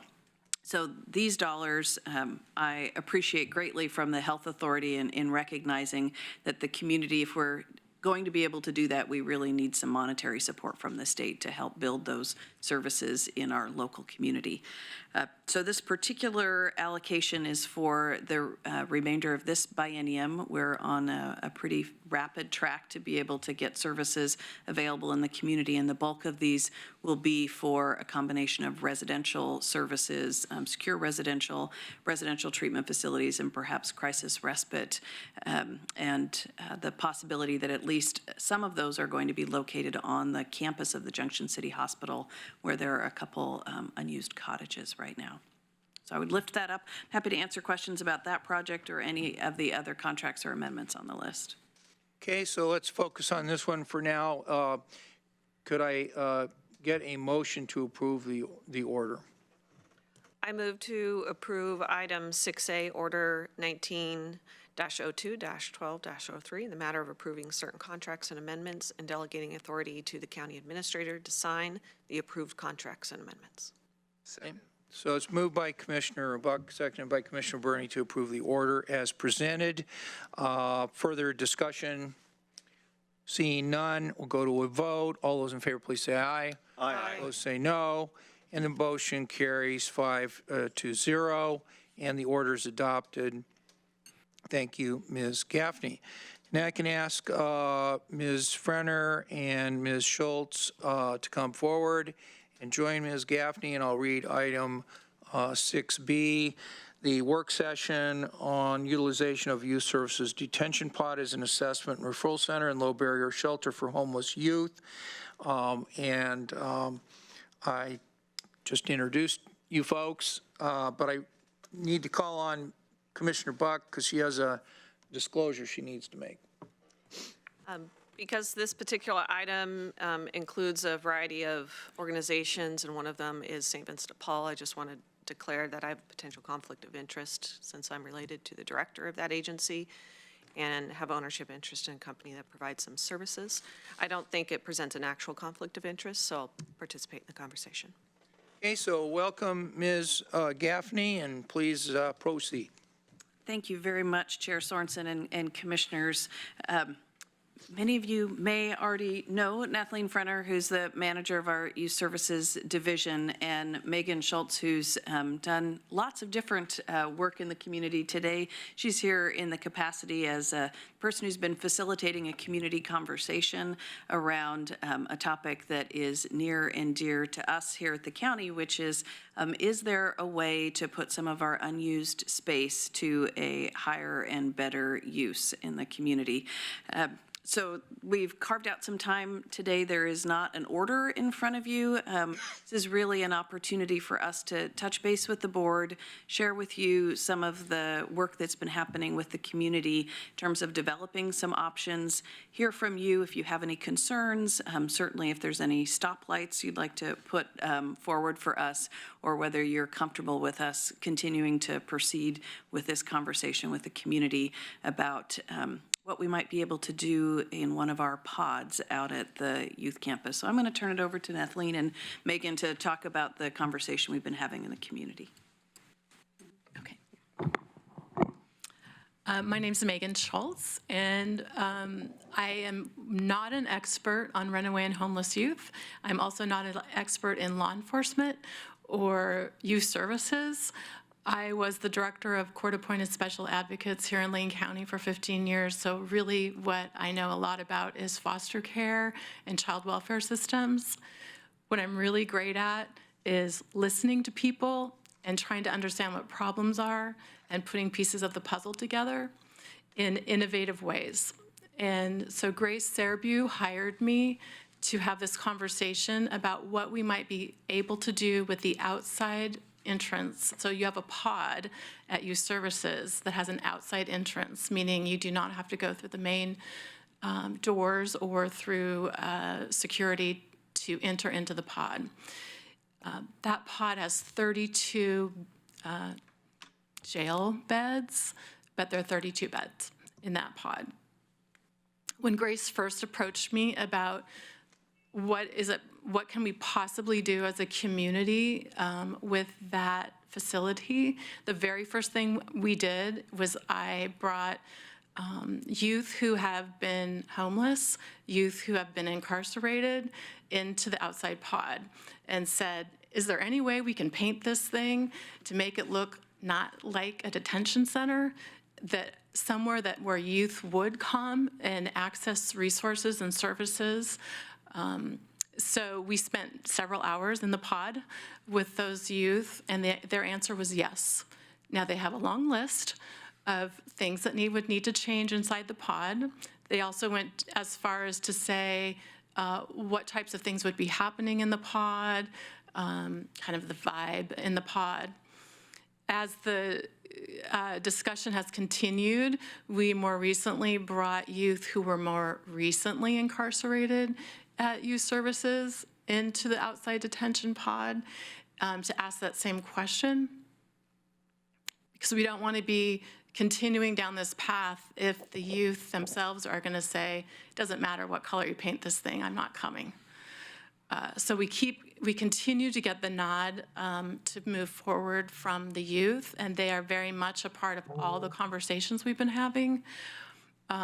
Once we got the nod from the youth, then we started talking with service providers and law enforcement and schools and youth services about what are the possible community needs that we have that could be met inside the pod.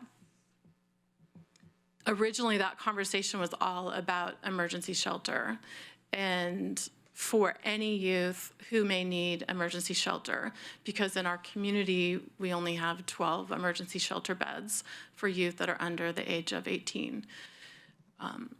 Quickly, that conversation expanded into what we're referring to as a reception center. That conversation started when we started to realize that there is a huge gap between systems that youth fall between. So we have these great systems doing great work in our community, youth services, law enforcement, Department of Health and Human Services, doing great work, but kids are falling through the gaps. And then what we see is this escalation in either their contact with law enforcement or their ability to stay in school or their ability to get off the street if they get on. So for example, if we have a runaway youth, if they are the first time their parents report them as a runaway, they are most likely not to run again. But those kids who don't get help and the families that don't get help, if the kid runs for a second time, what we see is an escalation in the criminality of that youth. So we have several examples that from families where you have a youth that may have run away, and 88 contacts later, they have now committed felony assault at the age of 12 or 13. And what's happened is because the way our systems are set up, that our systems are functioning in the box that they have to function in because of the rules and, you know, what causes them to be in the box. Our boxes are doing great work, by the way, but there is what I would consider a hot potato. So it gets hot potato. Kids get hot potatoed amongst the systems, and then they fall through the cracks. What this reception center would allow us to do is really be a safety net and a support for families in crisis and kids who are in crisis whether they are involved with law enforcement or not, whether they're experiencing homelessness or not. There are reception centers across the nation. There's one in Portland. So in December, we took a field trip. We took youth services, Eugene Police, Springfield Police, Whitebird, St. Vinny's. We all got in a bus and we went up to this reception center to learn, how are you doing this?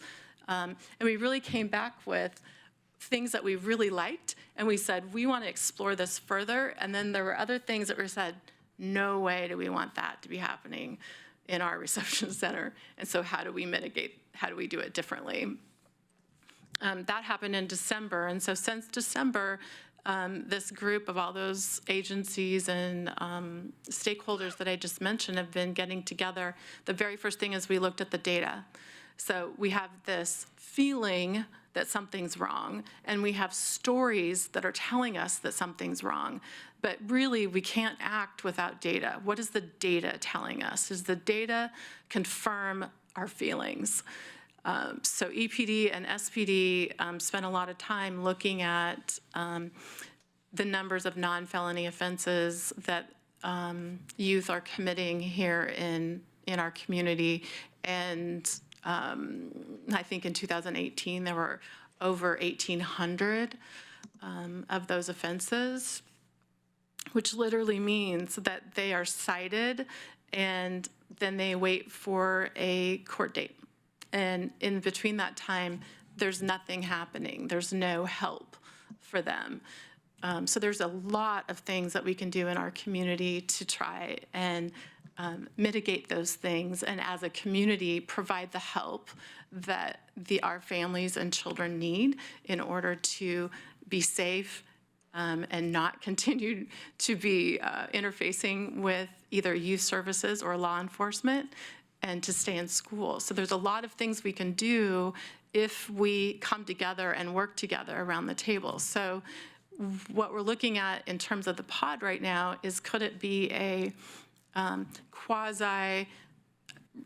reception center, a place where youth can come on their own, law enforcement can bring youth, parents could bring youth, and we could mitigate whatever crisis is happening at the moment. We could provide basic, you need some food, you need to take a shower, what's your basic needs? So mitigate immediate crisis and provide for basic need, and then understand what are the short-term and more intermediate needs of those children and families, and then get them connected out into our community, into those resources and services that are there, and then follow up with them to make sure that they got connected and that those resources and services, that those kids aren't just waiting on a waiting list, that we can continue to push to make sure that there's more efficient connection and more immediate connection to resources and services. So that's where we're at right now, is we're looking at the reception center assessment idea, but also more of a dusk to dawn type shelter for youth. So is there a place that you just need to stay tonight while we figure out what's going on for you, and then we can refer you out to other community resources that may be able to provide longer term shelter or housing for you.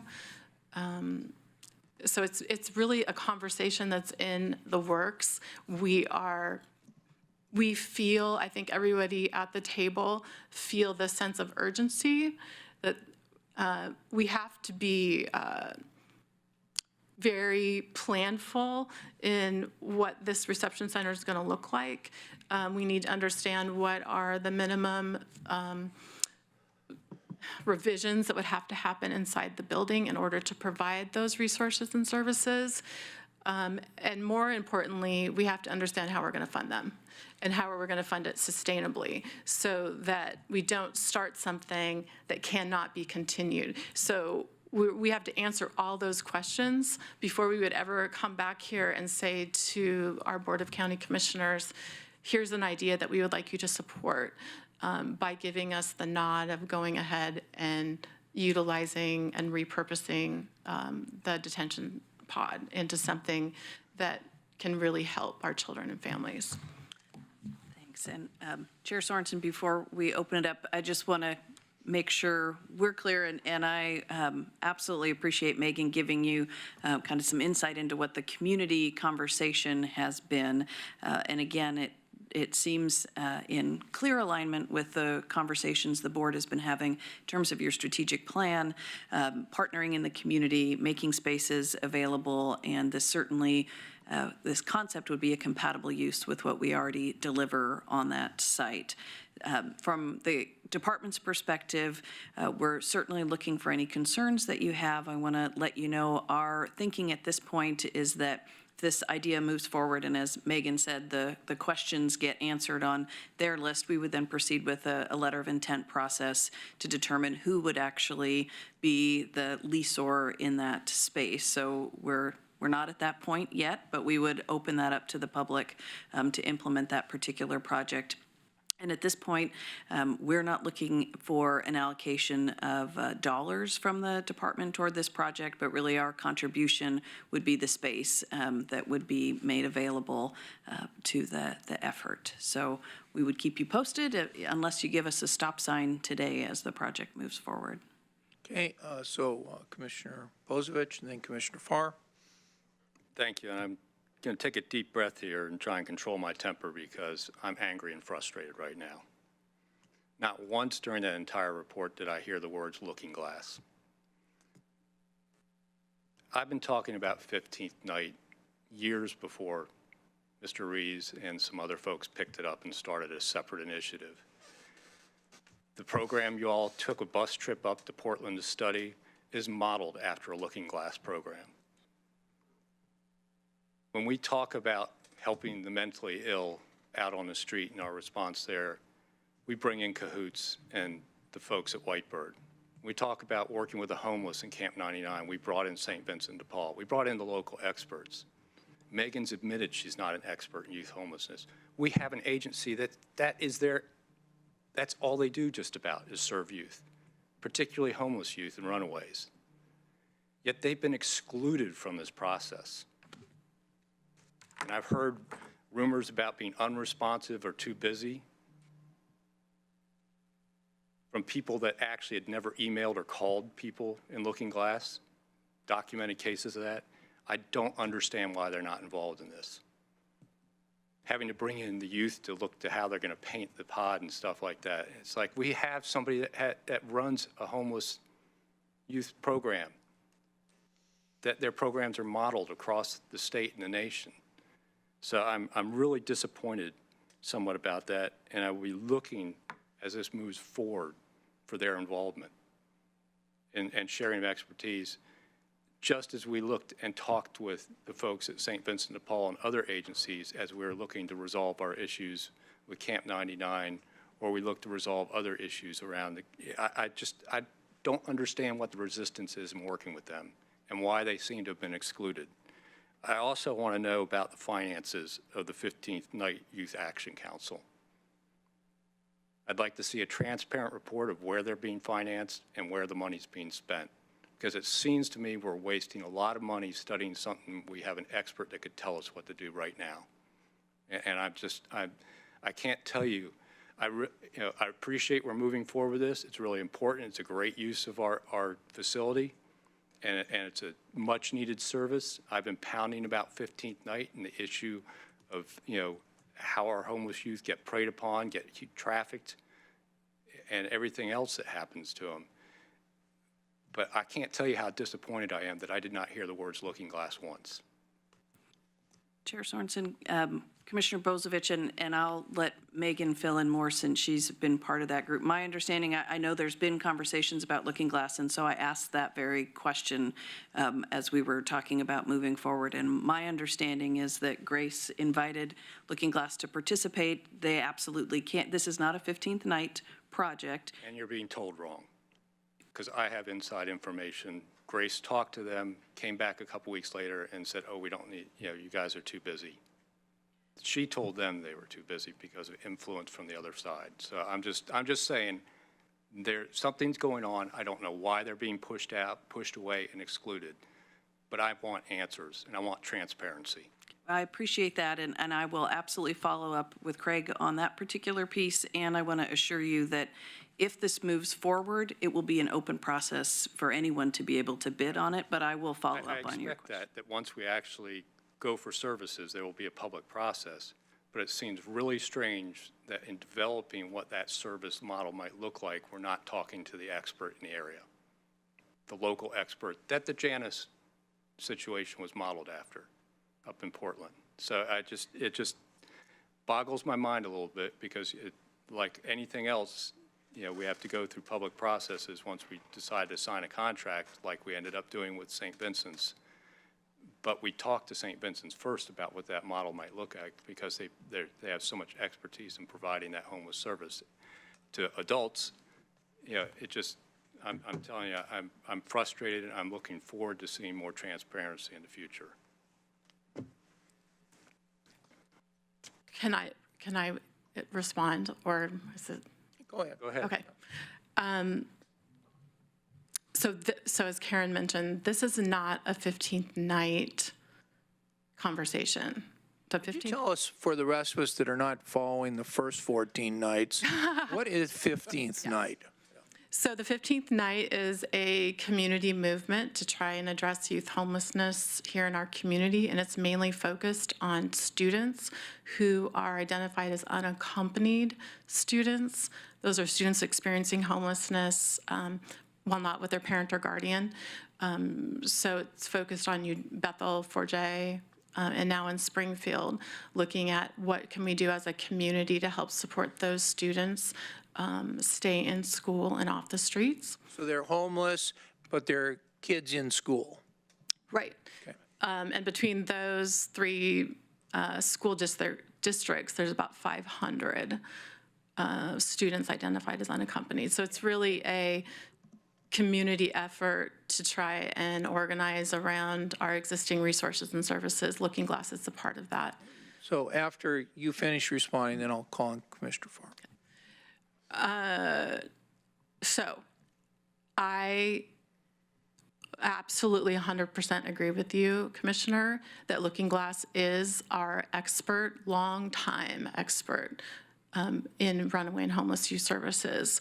I was with Grace when we sat down with their CEO at Perriginos to invite him to be a part of this conversation before we invited anyone else to be at the table. All of us that are at the table now have want them to be at the table with us. It's my understanding that our community asks a lot of Looking Glass. We expect them to solve everything as it relates to youth runaway and homeless. And no one agency, it's not fair that we do that. I think we have to rely on their expertise, but we can't expect that they're the ones that are going to always have to fix it. And so we're hoping that they will, as we flesh this out more, since they could not be at the table at the beginning with us, that as we flesh this out more, that then they will be able to, have the capacity to be at the table in future conversations. But, they're busy trying to do a lot of other things, and I think that this may have been too early in a conversation for them to be able to commit that kind of time. Just agree to disagree with that version of events, and we'll leave it at that. Thank you, Mr. Chair. Wow, Megan, this is pretty exciting. I'll get back to that in a second.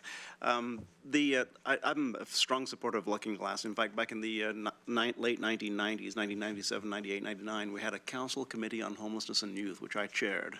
Bobby Lee and Jim Torrey were on the committee, and Looking Glass staffed that along with city staff, determining the future of youth services for homeless youth and runaway youth. That was clear back in the mid-1990s, which is when Station 7 was first opened. It was an old fire station at the time. So I'm a powerful supporter of I'm not powerful. I'm a strong supporter of Looking Glass. And Karen, I've gone over that over and over with you. And I am very confident that we'll find a way to make this blend seamlessly with the services that Looking Glass provides. Because kids are kids are kids. We're serving the same kids, and we just need to coordinate our efforts. I'm confident, particularly in light of the conversation today, that that's going to happen. So I'm not going to dwell on that any further. I will say that I'm pretty excited about this, and I'm going to disagree with you on one thing, though, Megan. You said that you're not an expert on youth services, and you're not an expert on public safety, but I count on you as one of my experts on youth services as it pertains to public safety, because your years with CASA in Lane County really exposed you and integrated you deeply into youth and the interaction with public safety and the future of homeless youth. So thank you for 12 years, I think, with CASA, is that right? Wow. That's pretty amazing. I'm really excited about this. You're asking for, very specifically today, you're asking for, it's a approval on, or a direction. I'll pull that up in just 1 second here. A direction from us to move forward with the process. Well, I'm enthusiastically in favor of that. I'm going to read from something. I dug out an article that is entitled Lane County Opportunities for the New Year, #2 Youth Services. And it talks about the youth services that we provide in Lane County. It says, another example is the salmon pod, which is called the salmon pod because of the silly color that is painted right now. And I've got a picture of it. It is salmon colored. A name for the color of the walls. The pod has 32 beds. It also has a classroom, an exercise yard, and a never fully used day use areas. The commissary is down the hall nearby, a full commercial commissary. Separate entry and exits are built in. It has secure access to other parts of the building if necessary. I go on to talk about that a little bit. And I was really excited at the time when I actually wrote this article. And I wrote it in January of 2012. So we've been waiting a while for this to happen. But I'm really pleased to see that we are moving forward with it because it's a huge space. And while the bedrooms do look like cells, we can mitigate that one way or another by painting or by changing the doorways, whatever it may be. But I'm really excited. I think that, you know, Karen and Steve, you know, I ask all the time, let's use our facilities, let's use the armory, let's use the old Flying Scot driving, let's use our parks, let's use our parking lots to make sure that we're providing services in places that we can provide services. Well, here's a great example, and one key to this one that sometimes doesn't exist in the things that I ask for is compatibility with adjacent services. And you mentioned that, Karen, that this is compatible, Nathalie, that this is compatible with the services that are completely surrounding what is going to be happening there. I'm excited, and I think if there is a fast track, if we can hit the accelerate on this, let's do it. Let's make it happen as quickly as possible. It's now 11 o'clock. You have 1 hour till noon to get this done. So thank you very much for being here. I'm really excited, and I'm excited also about the seamless interaction with the existing services that are here in Lane County. At noon today, I'm going to be filming for Looking Glass, a film for their upcoming auction. So I'm totally in favor of their work, and I'm really in favor of this seamless integration that I'm hoping and I'm pushing for existing. Thank you. I just wanted to, yeah, we'll call in here in a minute. I just wanted to ask a couple of questions. First, you said we're going to be looking for a lessor. I think we're going to be looking for a lessee because we're already the lessor. All right. Just wanted to make sure we were, you know, remembering property law, who is Point of lessor. Clarification. Yeah. Ms. Gaffney said leasor. Oh, leasor. Yeah, it was even worse. Yeah, sorry. And I actually was looking forward to pointing that out because she's never wrong. Okay, she is never wrong. She's never wrong. So let the record be corrected. She said lessee. So, you said lessee. Lessee, she's always right. Here's a tape. There's a tape. So we just, so now we were talking a mere 15 years ago about the potential of the state to take over one of these pods because they had a space problem. And then we talked a little bit about Lynn County needing some space. So is all that off the table? Is that all ancient history? I mean, I can certainly say from the state OIA perspective, they have merged and closed facilities since that time. And so they're not looking to reopen other beds someplace else. And there's no other counties that are looking for. That's correct. Okay, and we don't have any money ourselves to use those facilities in the way they were designed. Correct. Yeah, Yes. so we really are talking about space that really needs to be repurposed in some way. And I would say, in terms of your basic go-ahead, yes, I think you should go ahead, and I think that we should look, at the community to see who might be willing or able to provide those. And it could be any number of nonprofits or a collaboration of those nonprofits or a new nonprofit or a Portland or Seattle nonprofit. But I would like to just in the basics to say, if there's no local funds to operate this in a youth detention facility, which I don't see in our current budgeting, and I don't see any collaboration examples with nearby counties or the state for similar usage, then, well, how about repurposing it? And I'm no expert on whether kids like salmon or do not like salmon. I'm kind of indifferent.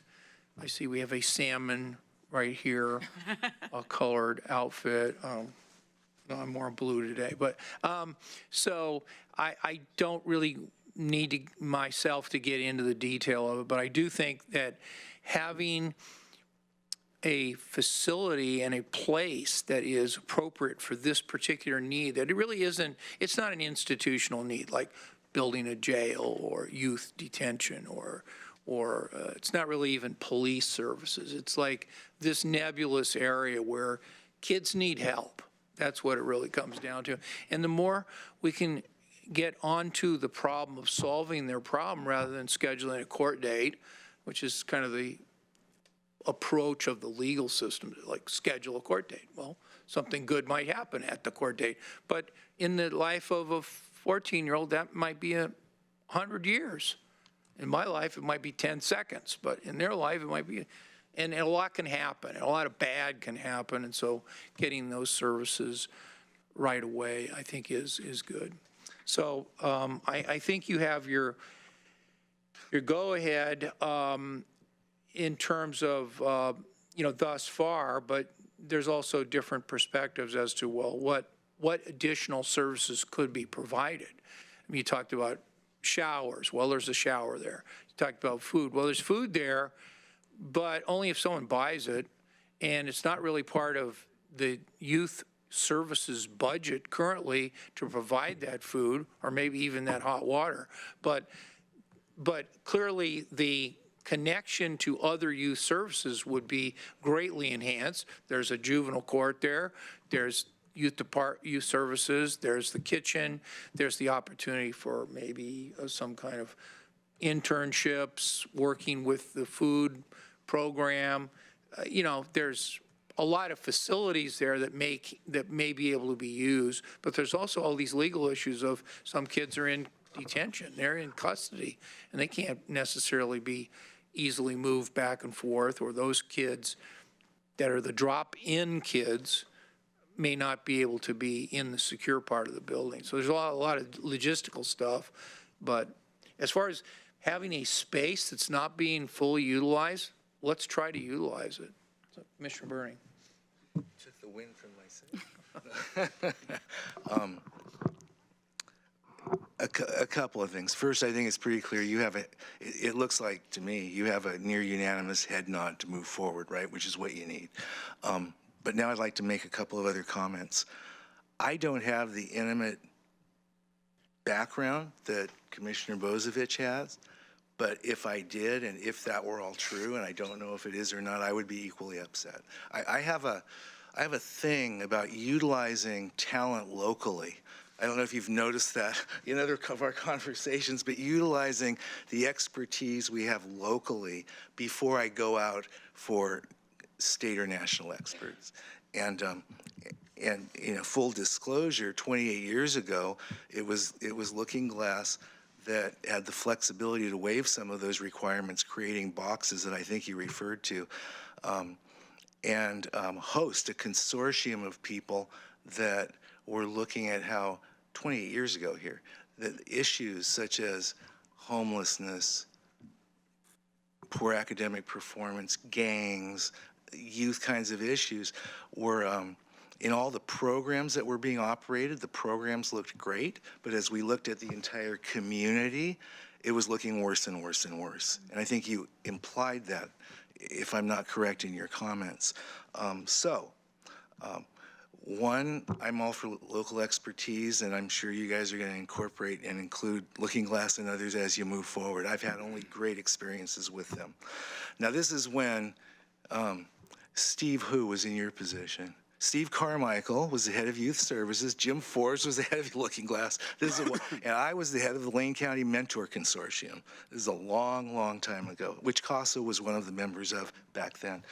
Two, I just want to express minority opinion on a couple of unrelated subjects. One is, someone said we can't act without data. And I hear that from all programs all the time, and I can't help but reflecting that when I was younger, we acted without data and the problems weren't as bad. So it's that juxtaposition. And finally, as we look at programs, Karen, and I'm sure you have expertise in this, wouldn't it be cool if we could waive the requirements and create a mechanism like Kitzhaber did many times of waiving the categorical requirements that are attached to discrete and separate funding sources, pool them all together, identify the outcomes that will be produced, and really give you carte blanche to organize this the most effective way possible. I know this state has done this in the past in other areas, and I'd love to see if we couldn't do it in this particular arena. Thank you. Thank you. Just a quick, I think this is a fantastic idea, and it is in the spirit of our TAC report of having, centralized locations for services, and in this case for youth. And I think it just helps solidify that this really could work in the long run, and just want to say I'm very supportive. I just want to answer your question because it wasn't quite answered correctly. What is the 15th night? There was some national study work done about homelessness, and what they did was look back at childhood homelessness, and it was determined that if a youth under 18 spent more than 2 weeks homeless, they were more than 80% more likely to be chronically homeless as an adult. So the term 15th night came about to prevent people from spending more than that 2 weeks as a youth, to prevent chronic homelessness as an adult. That's what the 15th night refers to. Good, thank you. Okay, well, thank you so much for all your great work and the discussion this morning, and please go forward. And I'm willing to go to 1:30. You got till 12, but I'm willing to go to 1:30 to solve all this. So, okay, let's call up item 8, B, and C. Make sure we get that done before the noon hour, because we are going to have a short break. I'll need to call up Greg Rickoff and Matt Dapkus for item 8B, order 19-02-12-04, in the matter of delegating work authority to issue a work authorization under contract 54404 for replacement of the Lane County Elections Building West section roof. And with us is Mr. Rickoff, Director of Operations, Matt Dapkus, Management Analyst, and welcome. Chair Sorensen, Commissioners, thank you very much. As Matt gets the 75 slides detailing all of the deficiencies of the Lane County election roof ready, I'll go ahead and provide a little bit of an overview. This is a building the county owns. It does house elections services. We purchased it in 2004. At that time, there was a significant remodel which took care of about 50% of the roof. And so that's been fine and dandy since about 2006. And at that time, the decision was made not to repair the roof, which was showing signs of aging at that point. It has deteriorated since then and has been a challenge to managed. So we are now at the point where we do need to proceed with the replacement. We have taken this. This is included in our capital improvement plan. It has come through the facilities committee. At this point, I'll let Matt get into the details. Good morning, Commissioners. To just sort of piggyback on what Mr. Rickoff shared, the east section of the elections building was added and the west section interior renovated after the county purchased the building. The roof on the west section, as indicated, was left as is at the time. That was 2006, 2007, so 12 years ago, and those 12 years have been hard on the existing roof that was there when we started. So I'll share some of the highlights from the memo here. The current roofing system of the Lane County's elections building west section was installed prior to the county's acquisition of the property on February 5, 2004. And numerous roof leaks that occur each rainy season indicate that the useful and expected lifespan of the roof system has expired. Lane County Facility Services has made numerous attempts to repair the roof in recent years, but time and ultraviolet exposure have damaged the roof system to the point that lasting repair results can no longer be achieved. Therefore, the only remedy available at this time is replacement of the roof system. The project to replace the elections building west section roof was approved in the 2019-2023 capital improvement plan, and with an updated budget cost in the 2020 to 2024 plan. The elections building is currently the only facility which houses elections program full-time personnel and operations for the county and is critical to maintaining conduct of elections under Chapter 254 of the Oregon Revised Statutes. Frequent failures of the outdated roofing system have caused numerous disruptions to county staff through water leaks occurring above their desks and offices and have at times posed liability risks by creating slippery floors in the building.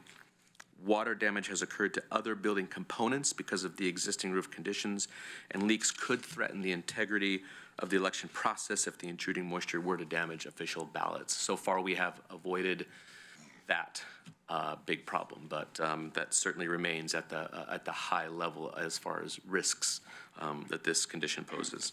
As Greg indicated, the Lane County Elections Building is included in the Capital Funds Building Depreciation Cost Allocation Plan, so that proposed costs in the amount of $398,528 will be borne by the capital fund.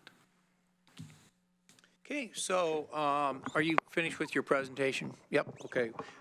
Any questions from commissioners? Go ahead. Forgive me, I'm just going to catch up, ask you a few questions. Sure. How old's the roof? The existing roof? Yep. I don't know that. I knew that the building was purchased by the county in 2004 and it was existing at the time, but I don't know when it was originally You don't know the age? Okay. applied. What's the composition? Forgive me, I know roofs. What's the composition of the roof? Yeah, it's, you know, I'm actually, to be honest with you, not sure. It's a membrane, but sort of a membrane hybrid. There's some tar material as well. Usually that's patching membrane up if there's tar on the membrane. Are you going to use local membrane manufacturer? I mean, I know this is a done deal, and I'm not going to interfere, but I'm curious. I'd have to go back to review the exact product that was chosen, and I don't know if that is a locally manufactured product or not. Okay. Is there any structural damage under the roof? Not that we're aware of. This might be a bigger number. We haven't seen. Yeah, we have.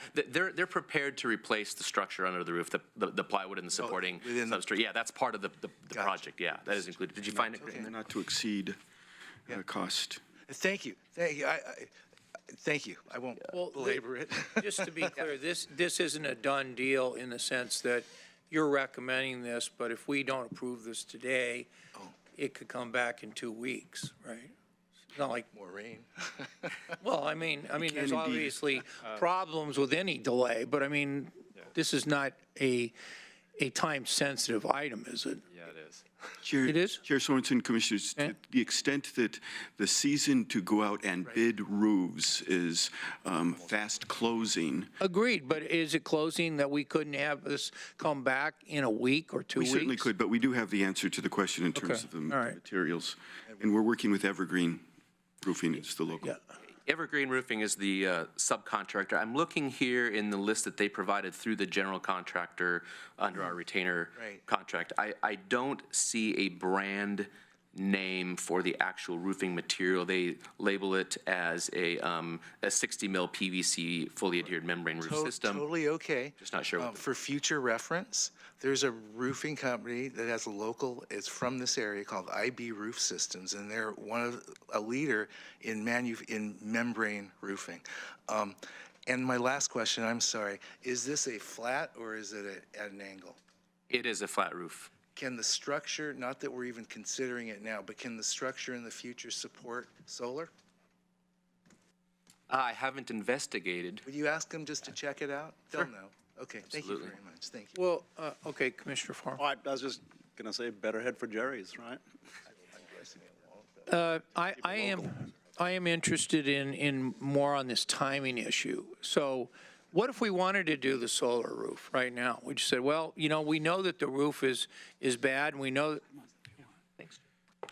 the roof is bad. We know the roof, needs to be fixed, and following existing protocols, you want to get this item before the board in February, and that's because this is a good time of year to be making roofing arrangements. But what if we just said, no, we want to do something different. We want to make it a solar roof, and to do that, and we don't want to have a flat roof. Whoever invented a flat roof in Western Oregon, I don't know what they were thinking of, because you need a pitched roof in some angle.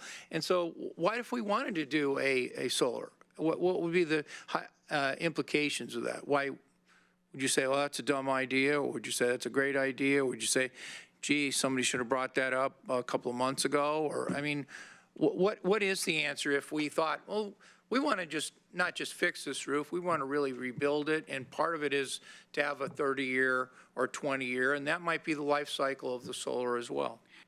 Chair Sorensen, Commissioners, I would have to say that would need to be researched, and that's not research that we've done to date. I would note that in this CIP, one of the items we've been talking about is hoping to get out from underneath this particular mortgage and actually sell this facility.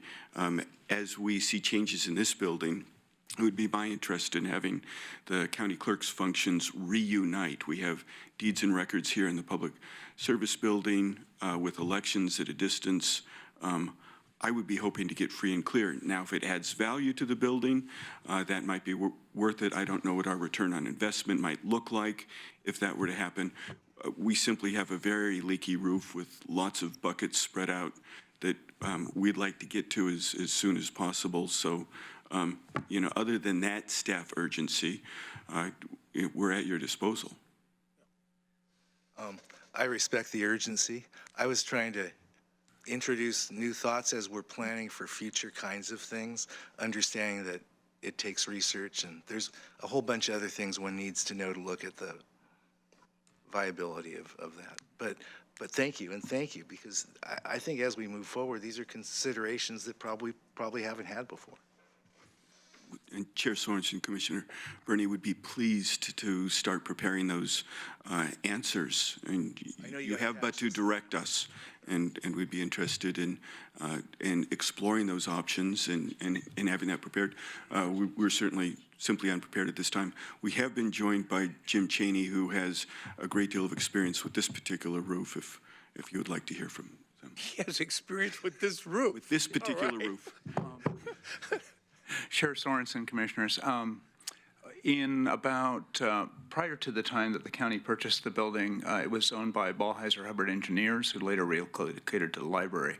And actually, in the late 1990s, we put the first addition onto the building. That roof was in place then. It's a coal tar pitch roof. Over a membrane. The building itself, that west portion of the roof, was originally a bank building. It's built like a precast Greek temple. It's precast repetitive columns with single T beams over the top. So there's not really rot issues. There's not a lot of opportunity to change the structure because it's an existing precast concrete roof that was built dead level. Mm-hmm. So with respect to that, I know from personal experience that roof is over 20 years old, and we did our best not to touch it when we were working there. We also did the addition in 2005 and redid that roof too. So I am pretty familiar with that building, and I know that roof's been there a long time, and they were experiencing leaks prior to the time that were being patched back in 2005. Okay, so anything further? Do we have a motion to approve? I move, unless the vice chair wants to. Go for it. Is this 8B? Yep. Okay, I move we approve order 19-02-12-04 in the matter of awarding a contract for the roof. Okay. So the motion is to approve the order as presented. Is there a second? Second. Okay, moved by Commissioner Berney, seconded by Commissioner Buck to approve order 19-02-12-04. Further discussion, comments? Okay. Had I known that Mr. Cheney was as familiar with the roof as he was, I wouldn't have dared ask those questions. No, I'm just kidding. I'm sorry. Mr. Cheney is familiar with a lot of construction in this. I am aware. All right, well, we'll go to a vote. All those in favor, please say aye. Aye. Opposed, say no. And the order is approved on a vote of 5-0. Thank you very much to everyone involved. Thanks so much. Thank you, Commissioners. Okay, next up, we have Mr. Mokrahysky and Mr. Cheney. This is item 8C, third reading on ordinance 19-01 in the matter of amending Lane Code, Chapter 4, to add limitations on general bond issuances for the Lane County Courthouse Replacement Project. And with us to discuss this, our County Administrator, Steve Mokrahysky, and James Cheney, our Assistant Lane County Counsel. Welcome. Thank you, Mr. Chair. We don't have anything new to present to you. This is the third reading. You've heard there was just a small amendment that was made during the second reading. And so we're here to answer any questions that you may have and ask for your approval. Okay, further discussion or a motion to approve the ordinance? This is an ordinance, so it'll be a roll call vote. Yes.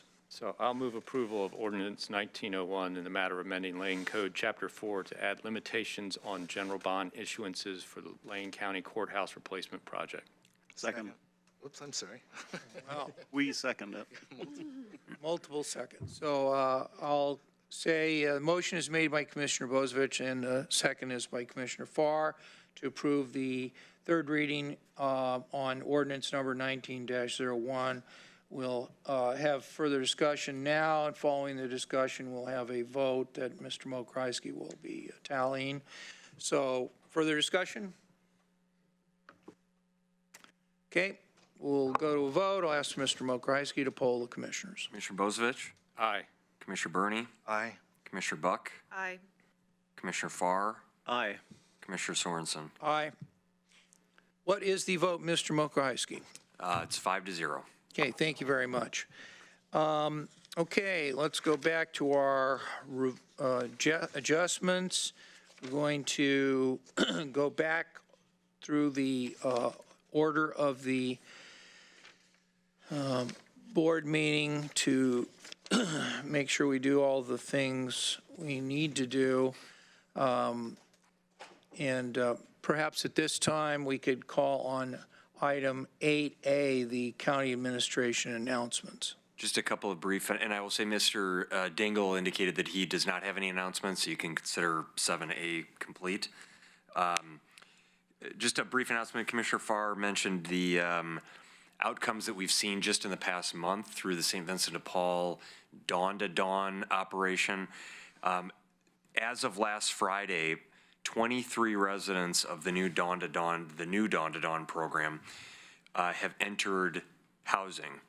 23 individuals had entered permanent housing, and 14 individuals have acquired employment. That is just since January 14th. So in less than a month, 23 individuals have been permanently housed, and 14 individuals have received employment. So that's what we're aiming for here is certainly we have additional unmet needs, and you heard some testimony this morning that we will follow up with St. Vincent de Paul about the intake process, but we continue to hear really positive outcomes from that effort that both the city and the county have partnered on. And on that front, we've talked a lot about this Lane County and the city of Eugene's involvement in the response to homelessness and winter strategy issues this winter. I just want to call out two of our other partners, LTD. You know, I, over the past few months, have asked several times that Aurora Jackson, the director at LTD, provide free bus passes, monthly bus passes for individuals that were at our Camp 99 location. And every time I asked, they were approved. We would get numerous free monthly bus passes from LTD for residents there. And I want to thank LTD, to their board and their executive director, for their contribution and partnership in this effort, as well as EWEB. There's testimony this morning from an individual about EWEB, and you know, EWEB is actually now having their board meetings out of Harris Hall here, so it's one of the partnership things. They're paying us to use this facility, so now it's Lane County, City of Eugene, and EWEB.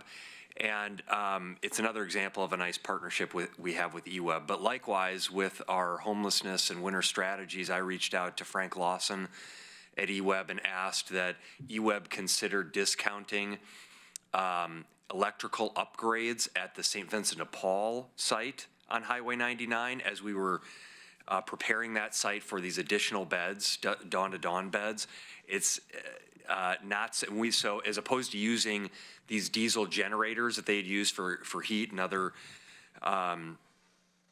needs at that site, we wanted to make the investment to do the electrical upgrades that would ultimately reduce cost and create some efficiencies. And EWEB agreed to waive 50% of the cost up to $20,000 for the electrical upgrades that needed to occur there. And that was an exception that the director of EWEB made. It's not something that they often do, but again, in this spirit of partnership and control. So I just want to make sure that, you know, we're recognizing this is one of the great things about our community is that we have public agencies, nonprofit partners, businesses, and others that step up when needed. And I want to call out EWEB and LTD in particular for their great support and partnership on those efforts. That's all, Mr. Chair. Okay, any questions for the administrator in regard to the announcements? Okay, and we will now move to we'll consider item 7A completed, 8A completed. We'll now go to Commissioner's business. I'll just mention as part of item 9A that I'll be going to the Market District celebration this Thursday when the Market District project will be formally kicked off and celebrated, and Mayor Venice will also be present. That'll be in conjunction with the work that we've been doing to develop the Market District.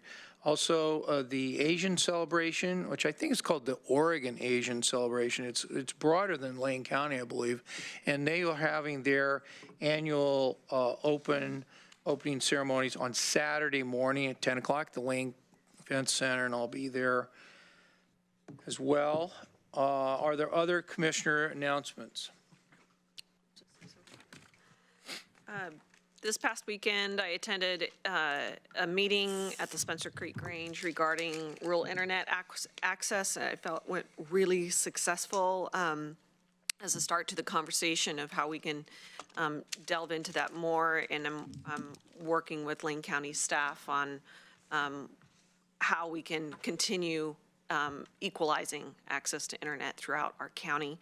And we'll continue to push that ball up the hill as much as possible, and look forward to further discussions and maybe in different parts of the county as well. Any other announcements, Commissioner Farr? Thank you, Mr. Chair. A couple of things really quickly. And Ms. Mokrahysky, I'm going to follow up on the Camp 99, still called Camp 99 discussion. You know, the dawn-to-dawn program is proving successful in a lot of areas that really I hadn't anticipated. I travel by there pretty often, and the Lindholm Center, I've worked there at 8 a.m. a little bit in the past, and at 8 a.m. it used to be a really very crowded place. There were lots of people, sometimes as many as a couple of hundred people waiting for breakfast at 8 a.m. What's happened since the Dawn to Dawn was initiated, the morning rush is no longer there. People access the meal services pretty much all day long. And we had some testimony about bad peanut butter and jelly sandwiches.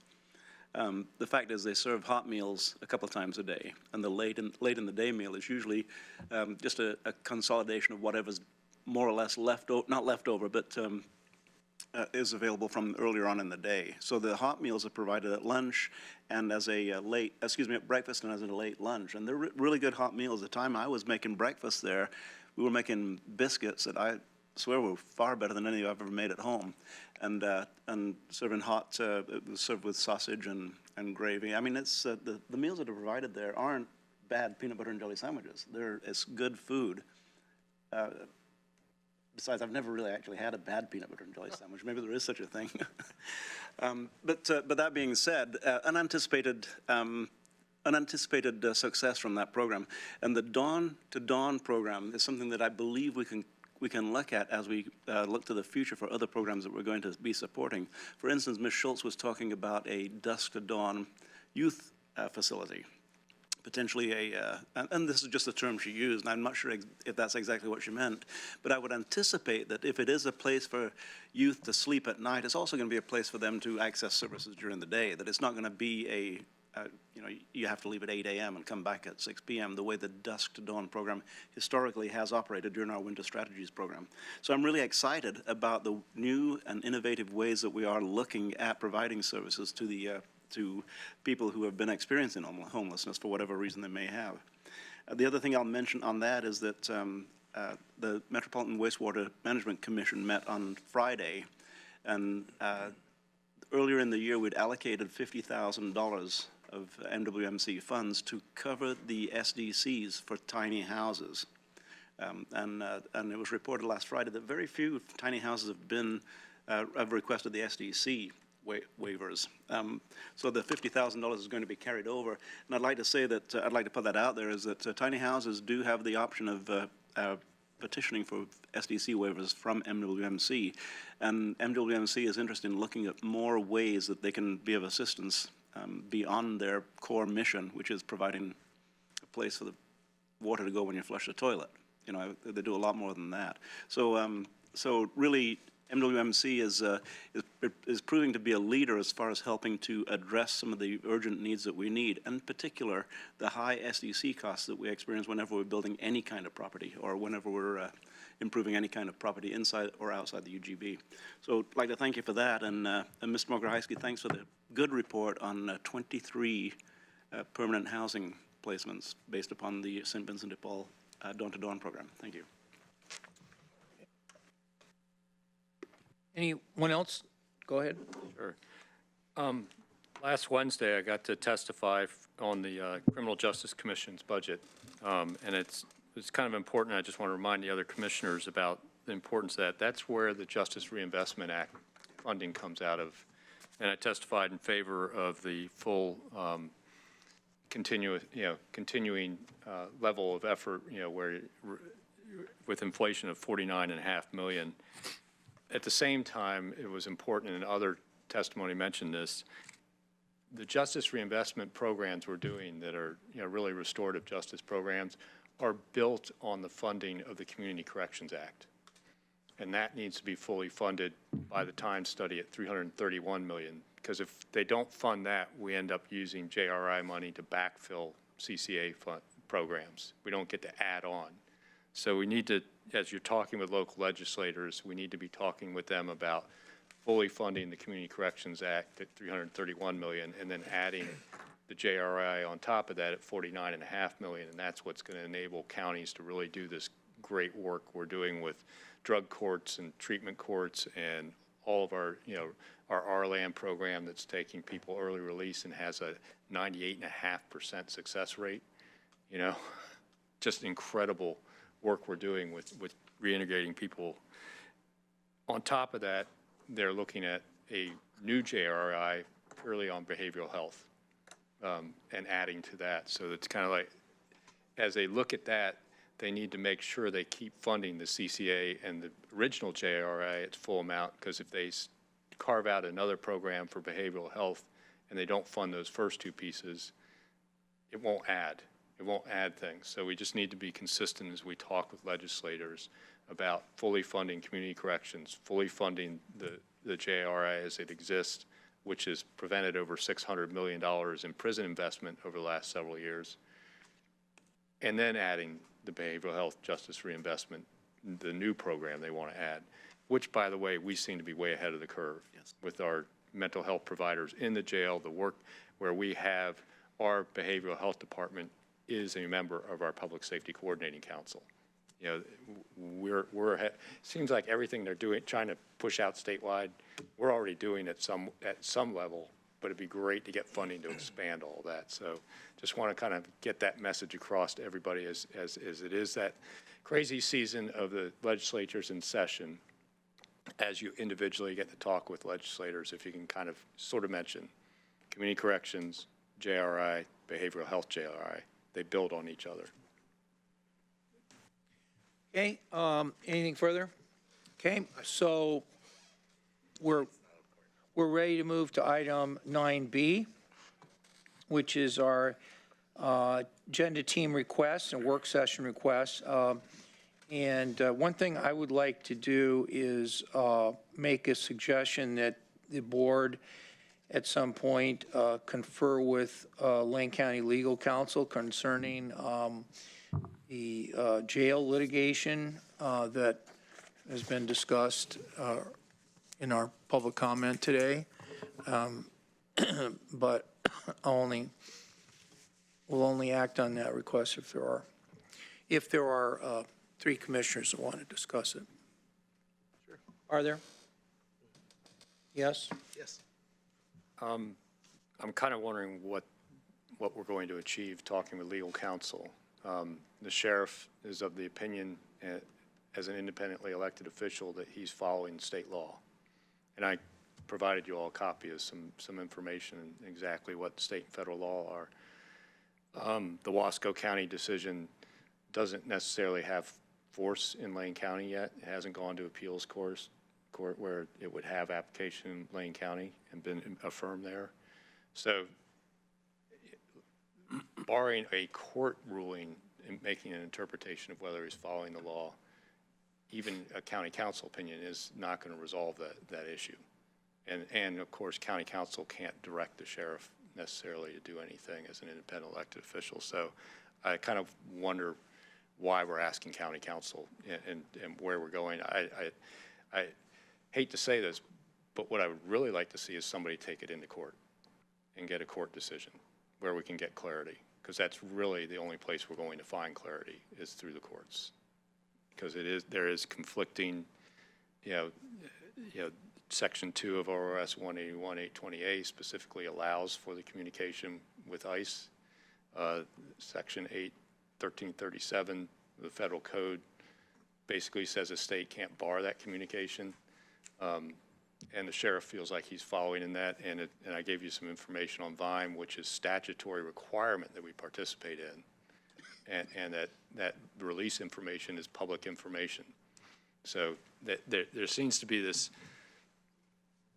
wanting to get an opinion from one of our legal counsel, who I don't know if he's necessarily a immigration specialist attorney. And I don't even know if any of his staff is. And to me, it seems like it's really an issue that a court would resolve better.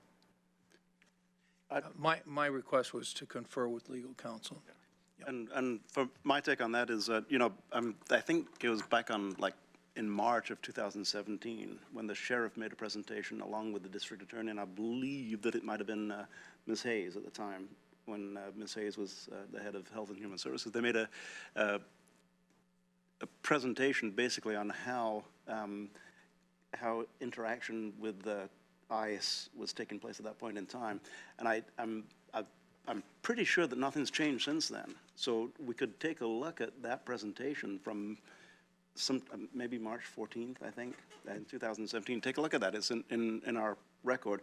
See what it was that the sheriff, that the district attorney, and that Health and Human Services said at that point in time, and see if anything's changed. That's what I'm curious about, because when it was said at that point in time, it was taken as the truth, and the truth is something we're all very, very interested in, and the truth as to whether or not the law is being broken, well, it seems like that's, if it's vague whether or not it's the truth, then it's a matter for the justice division of a government to take care of, not for the legislative decision to take care of, the department to take care of. So, I'm supportive mainly because there was a statement in the audience, which I think many people are feeling at the moment, that was that the sheriff was poorly advised by county council. And if that is a sentiment that's out there, I think it behooves us to get to the bottom of that particular statement. Yeah, I agree with with Commissioner Buck. Forgive me. And I've also learned not to argue with Commissioner Bozovich about legal underpinnings of things. So for me, it's not as much that as it is for my edification and to see if what I feel are the values of our community are in any way conflicting with the law, and why some areas apparently have made legislative decisions that are different. I'd just like to learn. I would just like to understand better. And I believe we've been requested by the community to understand better. Okay, we'll communicate that. We will do an executive session with the legal counsel then. I have another work session. Okay, so are there other work session or agenda team requests? I just want to amplify Commissioner Bozovich's request for a work session on the quasi-judicial, this is very selfish of me, the quasi-judicial role we sometimes play in land use decisions. I asked AOC, as Commissioner Buck and I are about to go to our second county college session, if they handle this. I asked it in the wrong way. I asked it in an incorrect way. I then asked it in a correct way, and at this point in time, they may change. There is nothing where they're giving us lessons and training on that aspect of our commissioner responsibilities. So for me, it's very important, as soon as it's reasonable to do so, that we have that work session. I would appreciate it. I think that's in progress. It is. I'm reiterating. Yeah. So we will be having that. I think Mr. Miller and Mr. Clark are assigned to make that presentation. Is that your understanding? I don't know that we had the discussion, and we had heard from two commissioners about the desire, at least two commissioners about the desire, and the board had talked about it, not given us the specific direction. So there was conversation, but we will now make that, because I'm seeing a desire to do that. One clarification I'd like to get is I heard a request for a work session. We were thinking of training. This is sort of a nuanced thing. So you can think about like the ethics training. We could publicly notice that if you want, but it wouldn't necessarily be a board meeting. So you can think about that and let us know. I personally would just say I think it should be a board meeting. I think that there's issues of ex parte communication that the new commissioners have not yet had the opportunity to deal with. There's issues of how you stay within the train tracks of what the record is before the board.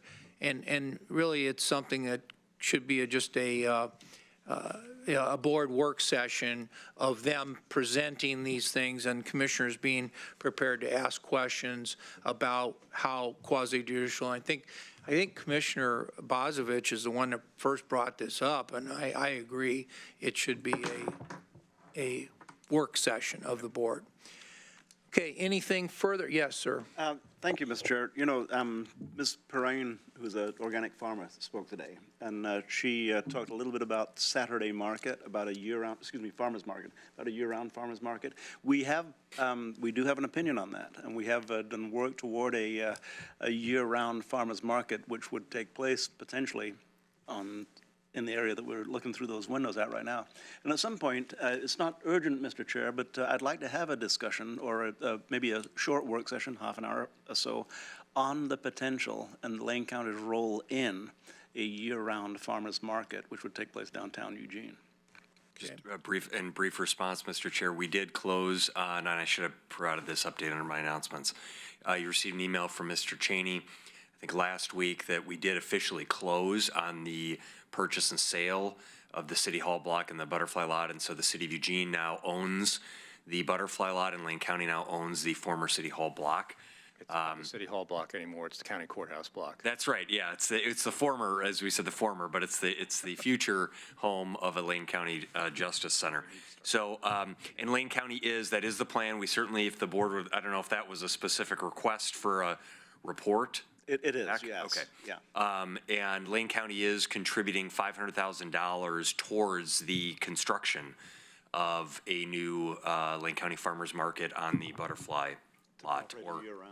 Is it going to be a Lane County Farmers Market now?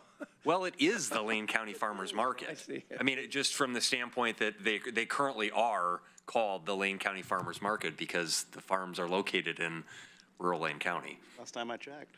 So I just want to make sure there were head nods for, that the board is interested in having a discussion related to a year-round public market. Let's make sure we do have 3 commissioners. I see one here, one here, one here. Yes, okay. So I think we have unanimity on the need for that. Okay, so my plan now is to recess the board until 1 p.m., giving us an hour and 15 minutes off the clock, and then come back, do one public comment session at 1 o'clock. If there is more that can be done between then and 1:30, we'll do that. And so we'll be in recess, and we'll come back here at 1 p.m.